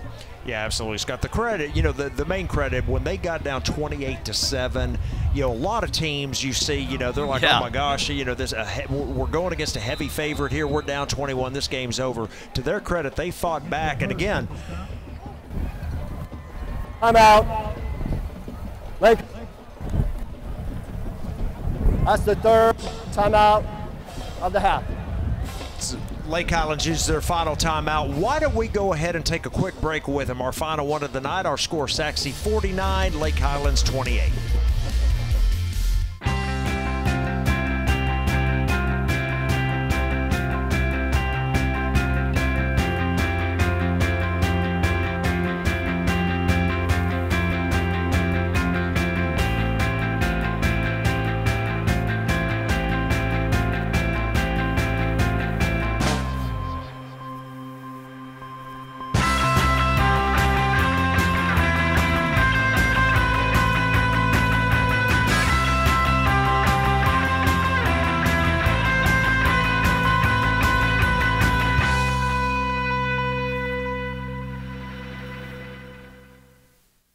Yeah. 2:52 remaining back here at Williams Stadium. The Mustangs on top by 21. Naaman Forest losing 27-21. In fact, it's over. Oh, that's sad. They were our best hope tonight. There's a handoff to Cole, who's once again in the game, and he's going to pick up about 4 more. Again, the Wildcats cannot stop the clock. So, you know, one more first down here, Scott, and the game is virtually over. It is going to be 3rd down and 6. Rowlett, a 37-6 loser to Coppell, unfortunately. I thought Rowlett had a good chance. Sounds like Weeks did not play with a knee injury, and so that's probably torn ACL. Although I heard that it was just a twisted knee from certain people a week or so ago. Maybe they were just hoping he would come back. Don't have a Lakeview, can't find a Lakeview final easily, but they were way down fairly early in that game. I would think they went on to lose there. Oh, yeah, they did. 65-41 to Jesuit. Timeout, Sachse. I thought Naaman Forest had the best chance to be another winner tonight out of our district. So we'll keep it here, guys. Sachse uses their second timeout, 49-28. Again, we mentioned, Scott, that the Mustangs, again, unless something, you know, miraculously happens for the Wildcats, they're going to go on to win this game, and that's going to be a big second-round game next week for them. You know, you've got, again, either the Woodlands or Rockwall that they're going to be playing, and that's not going to be an easy matchup, you know, regardless which way that comes. Well, from what you hear, Rockwall will be easier than the Woodlands. Woodlands is state-ranked. Rockwall has kind of been up and down this year quite a bit. Lost to Rowlett in a high-scoring game in the non-district. That's when Preston Weeks was Rowlett's quarterback. But they've had very much an up-and-down year. Woodlands would have to be a huge favorite over Rockwall tomorrow, I would think. While Sachse might be a small underdog at this point. Okay. Before we go off the air tonight, Steve, we're going to throw some praise toward the crew tonight, who deserve it. They are very well deserving. That was Drew Jackson with the handoff. It is going to be 4th down now for the Mustangs. Of course, again, they're going to let the clock run down as much as possible, but you know, we would like to give a shout out to a lot of these folks here tonight. Delbert Richardson, of course, the director for GRS TV. We've mentioned him. He does a great job each and every week. We've got John Cook on replay. We've got Ben Wynn on audio tonight. And then our camera crew tonight, Victor Villagren, Alexis Flores, Leah Corus, and Mark Pullen. Boy, great job, you guys, and we appreciate everything you do each and every week. outstanding broadcast here on GRS TV. When I stepped in and worked with you for a couple of games last year, I'm coming off of the radio where we have no replays, I'm not only impressed with the replays and the equipment, I'm impressed with how close they get to the action with these camera angles. First thing I did was look down to see if any of these camera people were in the huddle. I mean, I was amazed at how close up these shots are, and having spent a whole year now doing it, this is a great situation, great crew that I'm just very impressive. There's two of our students right there. Let me mention the announcers we've had this year, in case this is our last game. Steve Reeves tonight, after taking the year off for the most part, but Steve might be back in the future, folks. I'm Scott Powell. On Friday nights, John Welburn of the he runs the Colwell Center, as I like to call it, the graduation place. Steve Welburn John Welburn, excuse me, on Friday nights has joined me. Scott, I can't remember his last name, but Scott Garner filled in a couple of times here and there. And then on Thursday nights, every Thursday night, Bobby George, who has worked with you for a long time, Steve. Bobby was with me on Thursday night. So thanks to all of our announcers this year. Scott, it's been great working with you again. I got to work with you for the first time last year. It was a great experience for me, and it's been great tonight. And tell you what, we are excited about the Mustangs here as they are 105 away from moving on to the area round. Seems like it's taking forever to end this game. Yeah, there's another fumble that time, and the Mustangs pick it up, and this will be it for the Sachse Mustangs. They'll be able to run out the clock. Guess who recovered it? Yeah, who else? Humphreys. The nose for the ball. Isaiah, the all-time intercepted leader, with another turnover pickup for the defense. You see what I mean? He always seems to be in the right place at the right time. If you recover fumbles, you're in the right place at the right time. Yes, you are. That was a lot of times. Number 33, James White, was the one who stripped it away. And then, yeah, Isaiah Humphreys, as you mentioned, Scott, he's always there around the ball. Young man will be playing on Saturdays next year. Sometimes you force at Penn State. Sometimes you force him. Sometimes you just happen to be there when it comes loose. He appeared to be at that point. Leah, I believe, is her name, as she's here waving. One of our camera folks. Take the victory formation here. Is there Jalen Maiden got to take a knee? I was kind of hoping we could get Delbert on camera before we went off the air. I don't know, maybe that's the last person that would be on the air. And then there was silence. I hear Delbert has a great face for radio, so that would be why. Well, you know how many times I hear that joke through the years. Just to kind of make a quick plug for KXEZ Radio, we will have Sachse throughout the playoffs on the radio, 92.1. Either one, wherever they go next week, we'll have it on 92.1 live. I hope that's okay to make that. Even, I guess if it's not, I've done it anyway. So you can follow Sachse if you can't make it, like to Waco. We'll have it on there tomorrow or next Saturday. 5 seconds remaining, and the Sachse Mustangs are by-district champions for Class 6A, Division I, Region 2. And they will move on to the area round to face the winner of the Woodlands and Rockwell. Boy, great game tonight, Scott. But, you know, Sachse, I think they really kind of took over there in the second half, and they really played a good game, you know, really all the way around. And it showed tonight, and they're going to move on to the second round. Remind me of the Cowboys with Emmitt Smith. Remember in those days with Emmitt Smith, they'd get ahead and then just pound Emmitt Smith the second half. Well, that's what Sachse did with Christian Cole tonight. Again, that's something Sachse couldn't do in the past. They're showing that they can do that in playoff games. I think that's a good sign for the future. And, you know, the favorite won tonight, but Lake Highlands, Sachse was in a game tonight. And it wasn't easy for about 2.5 quarters, so give Lake Highlands a lot of credit. It was fun. Absolutely. And as we see the good sportsmanship between both teams as they're shaking hands in the middle of the field, we would like to sign off here tonight. Our final score, Sachse 49, Lake Highlands 28. And now let's watch some of the second half highlights.